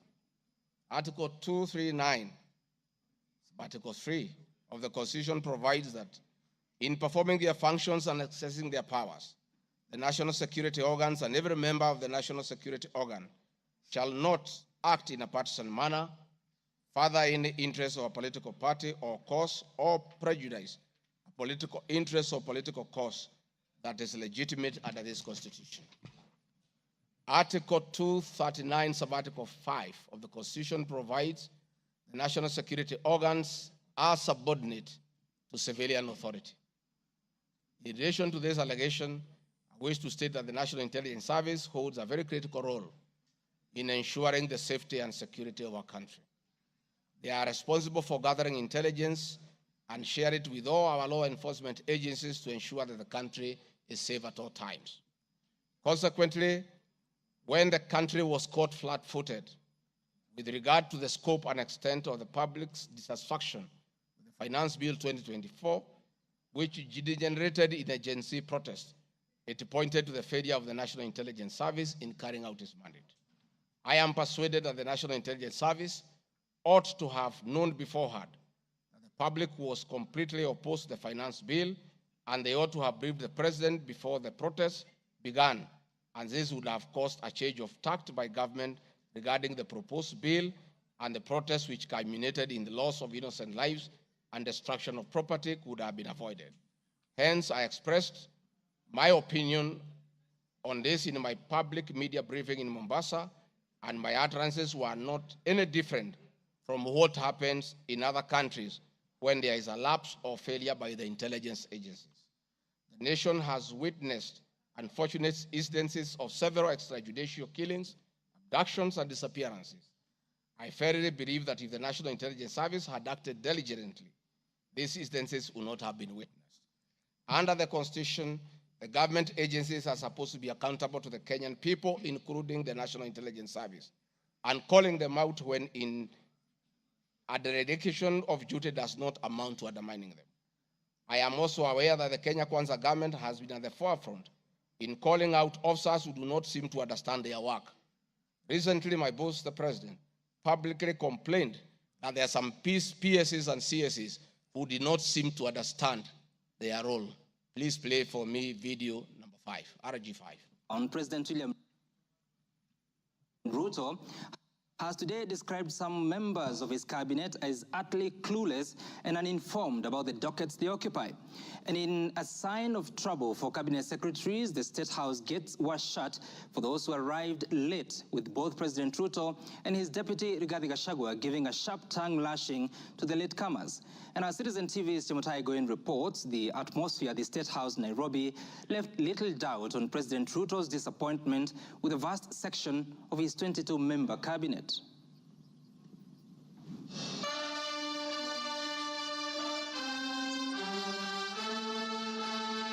A cold morning in Nairobi, but the seats on the State House grounds came ultra-heated, particularly for cabinet secretaries. The cabinet members came here to sign performance contracts, but the oral appraisal of the day spurred anything between trouble and outright doom. If you cannot keep time with your employer, you have basically dismissed yourself. I mean, it's just as simple as that. So, for those who came late, who are members of the executive, I will be expecting a written explanation, and it should not include matters of traffic. Punctuality was at issue, with some cabinet secretaries being locked out of State House for lateness. And from the podium, the president and his senior lieutenants were unforgiving. Niona watu wale wamechelewa, nikaona rais unaniona namjua. Nikaona uso yake nikajua hapa kimeumana. Sababu leo ni siku ya performance contract. Ile siku muhimu sana ya kuja kuweka. Na wewe umefika pale, rais amekaa. Tayari amekaa na ndiye rais wa Jamhuri ya Kenya. Wewe umechelewa ukiwa kuona nani? Who else have you gone to see? One of the things we need to learn in our performance contract is to beat the traffic. For the 19 cabinet secretaries present, the atmosphere at State House progressed from bad to worse as President Ruto and his deputy Rigathi Gachagua issued a blistering assessment of the performance of the cabinet members. Many of you, the people I speak to, don't even know what is going on in your ministries or departments. You have very scanty information. The moment I know more than you in your ministry, then you must begin to understand that something is very wrong. How do you run a ministry or a department or a parastatal if you have no information? That is the highest level of incompetence. Those of us who came with the president from the political space and who are his friends, and we assisted him to become president. Once he gives us a job, that is the termination of that friendship. The friendship with the president will be based on nothing but performance. From travel habits to basic work ethic and even media appearances, it was a brutal ground zero appraisal for the cabinet. Why do you have to honor every invitation that you have been given to every country? Your Excellency, at times we have tried to hold cabinet committees, we can't. 5, 6, 7, 8 ministers are out of the country. Some change clothes at the airport from one country to another. That is the truth. Why can't you regulate yourself? If the president was to travel and honor every invitation, he will be out of this country the whole year. You just have to decide what is useful and other things you can leave to our ambassadors out of the country. So when you hear my deputy saying, find time, travel, but travel and see the people who have hired us, you know, go to different parts of Kenya so that you can get feedback from the public. We have done so much as an administration, but the information is not out there. Our ministers are quiet. They are called for TV interviews, they don't show up to say what they have done. And then the media have a field day because nobody talks for government. I would rather we spend more time explaining to the people of Kenya what we have done in our respective dockets as opposed to travel. And if we have to travel, let's travel up a country to where our wananchi are and explain what we are doing. And I remember I called CS Chelugui. I didn't find him, so I called his PS. And I found her, and I explained to her, I told her, look, the public is not understanding this. Did I call you or not on Sunday? You know, I told you this is what the public is saying. Please do more sensitization on Hustler Fund Phase 2. With a very public expression of disappointment in his cabinet, President Ruto has triggered speculation on changes in government as his administration approaches the end of its first year in office. From punctuality to work ethic and general performance, the proverbial axe could well fall somewhere. With the performance contracts expected to foster a culture of high performance in the public service and also ensure that public resources are properly utilized, it is also set to offer a framework for President William Ruto to reward performers and also institute sanctions on non-performers. Chamutai Goin, Citizen TV. Mr. Speaker, President William Ruto, my boss, and I have been calling out senior government officials when they fall short of expectations. The Director General of the National Intelligence Service is no exception. He's not above the law. He's accountable to the people of Kenya for his performance. And I have had an argument that we should not call out those in the security sector. I would like you to play next video. We have the most incompetent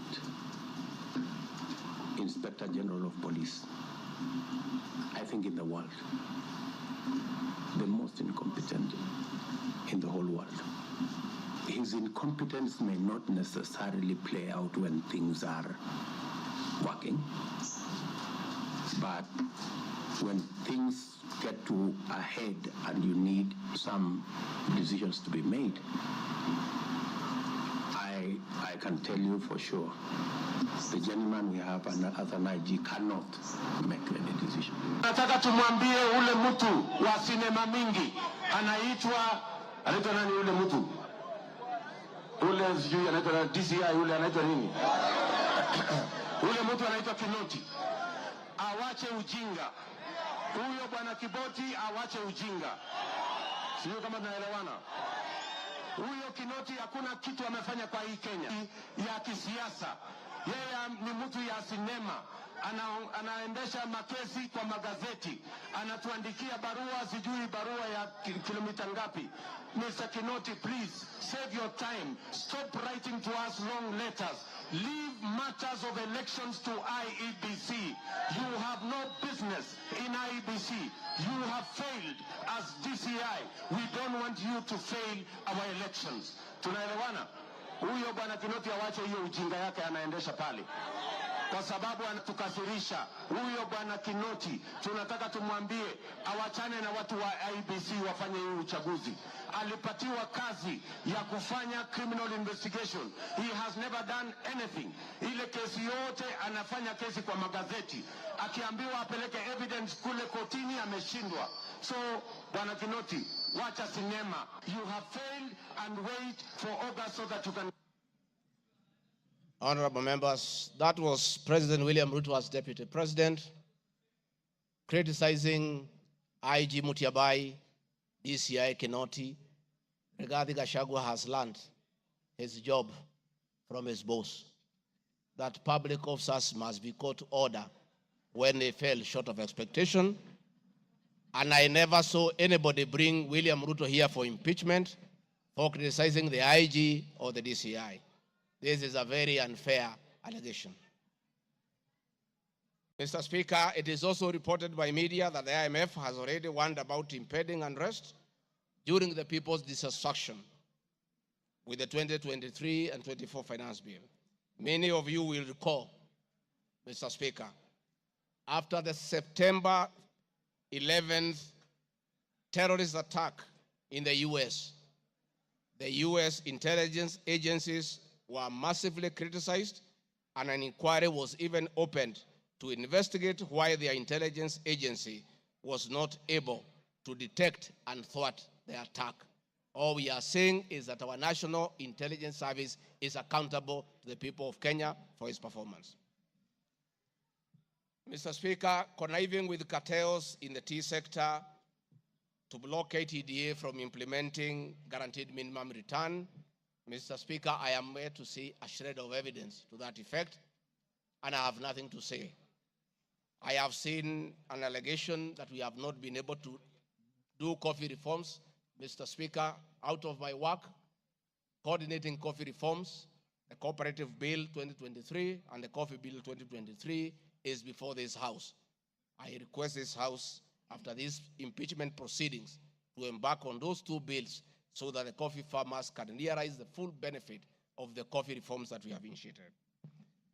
There is another allegation that I have taken control of a local cooperative society in Madeira constituency. I don't know the name of that constituency, of that cooperative. It is false.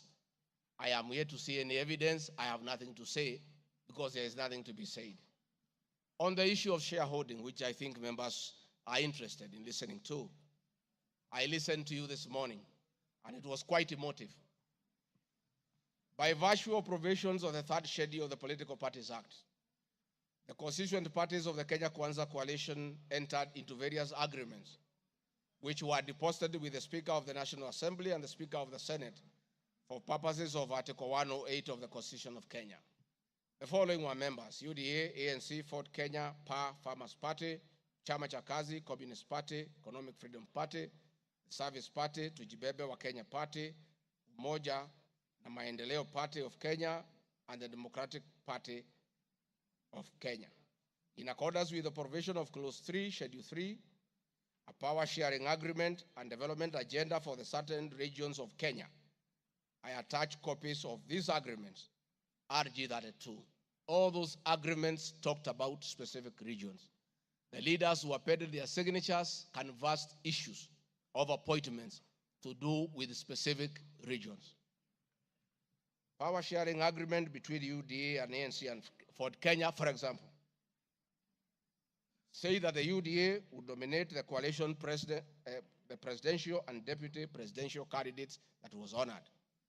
The president would guarantee the stature, the dignity, and financial and operational autonomy of the office of the deputy president, which I have been insisting on because it's part of the coalition agreement.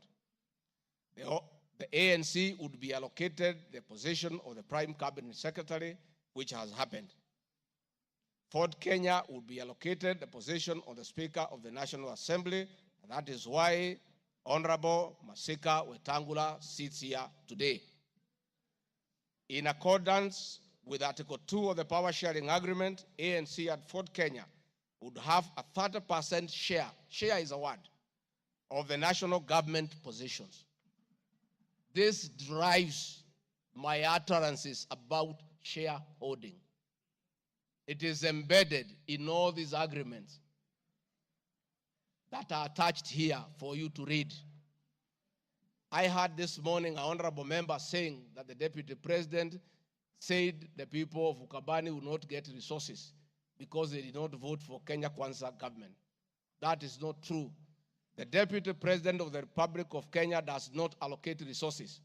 Resources for the development of the Republic of Kenya are appropriated by the National Assembly of Kenya, where I am today. The deputy president will help the president to oversee the implementation of funds allocated and appropriated by the National Assembly. It is therefore not possible that the deputy president of the Republic of Kenya has the capacity to deny any part of Kenya resources because of the way they voted. The decisions on how resources will be allocated for the development of the Republic of Kenya are made here by the honorable members. If your area has no development, please don't impeach the deputy president. Don't accuse him of not giving you resources. You are in this house to make sure that your area where you come from is allocated appropriate resources, because that is your job.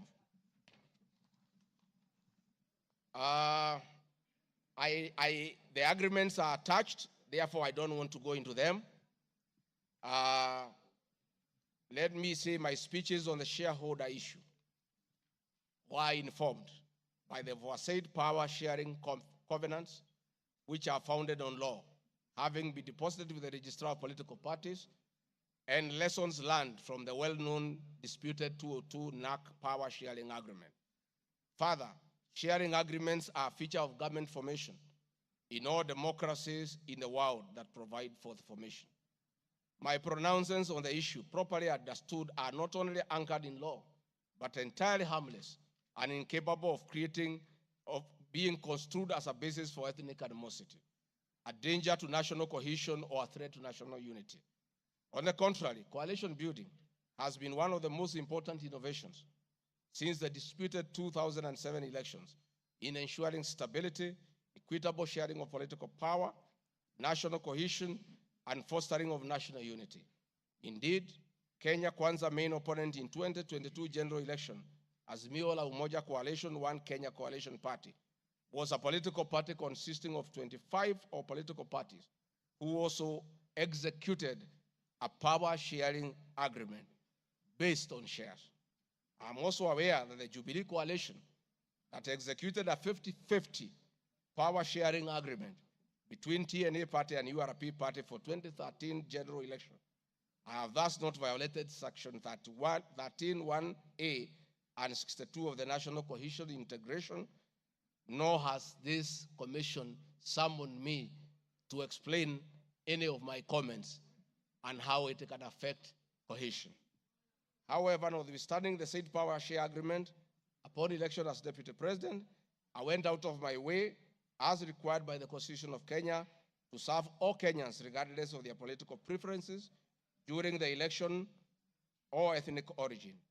I now produce the following video showing some of my speeches all over the country as marked RG Video 7.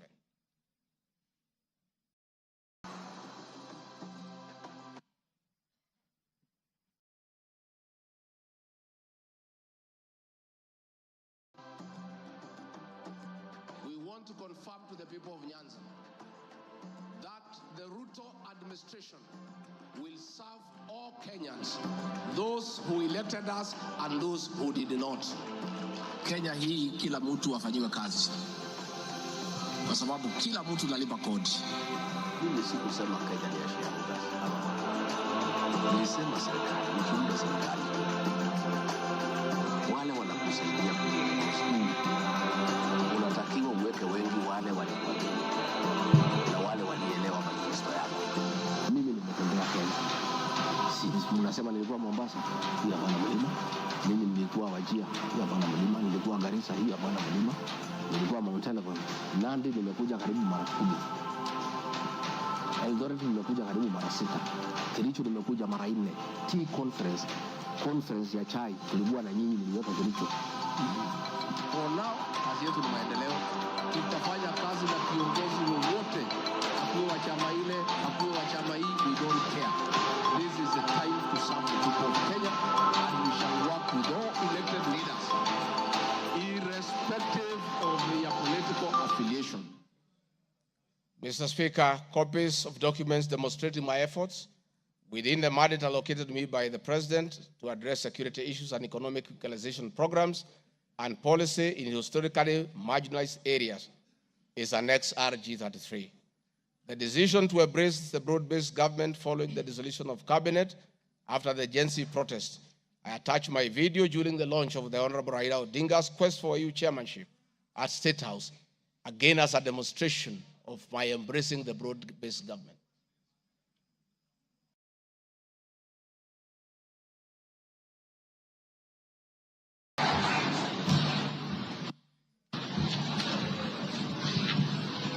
Your Excellency, Dr. William Ruto,